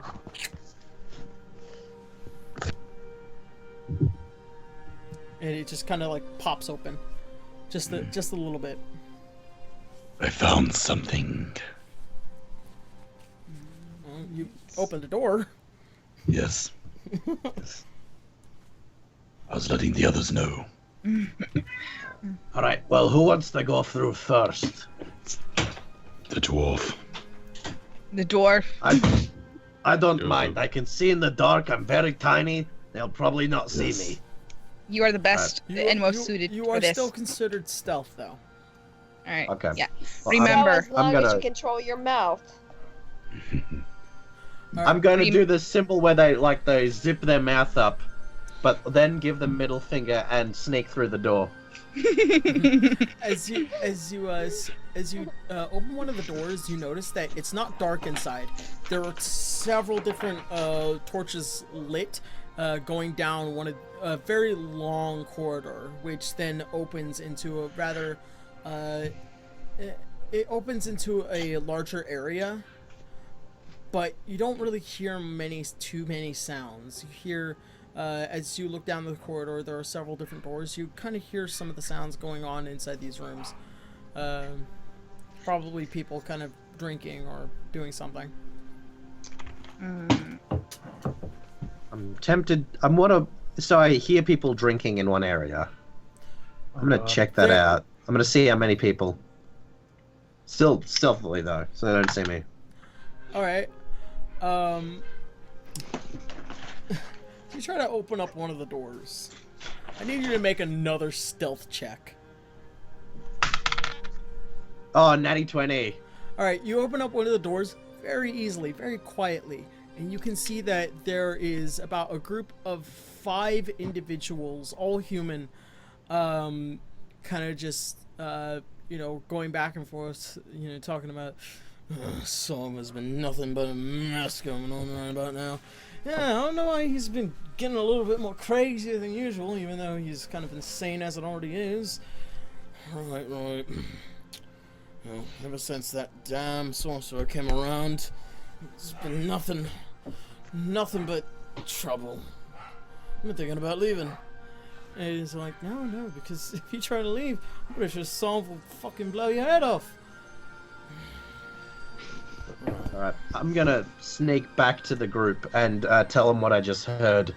And I'm gonna say, okay, basically, I think we don't have to fight all of them. Some of them are already feeling about changing their loyalties. So maybe we can talk a few of them out of some mindless bloodshed.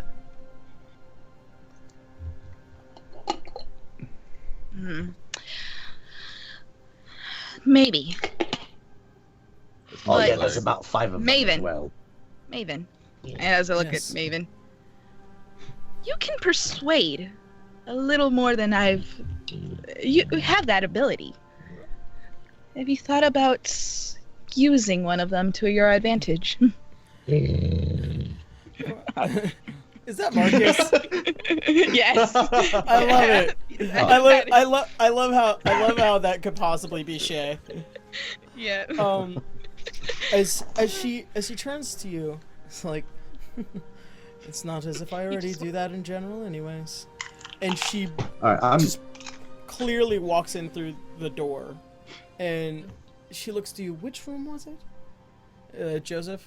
All right, I say, I give her directions, and I say to her, "All right, I know you can talk to people's minds. Just talk to them. They won't know you're there. Just say, boy, I really need to take a piss, or I'm going to wet myself." I'm not doing that. And she... But they'll think it's themselves. It's genius. She walks in through one of the doors. She opens the door, I think.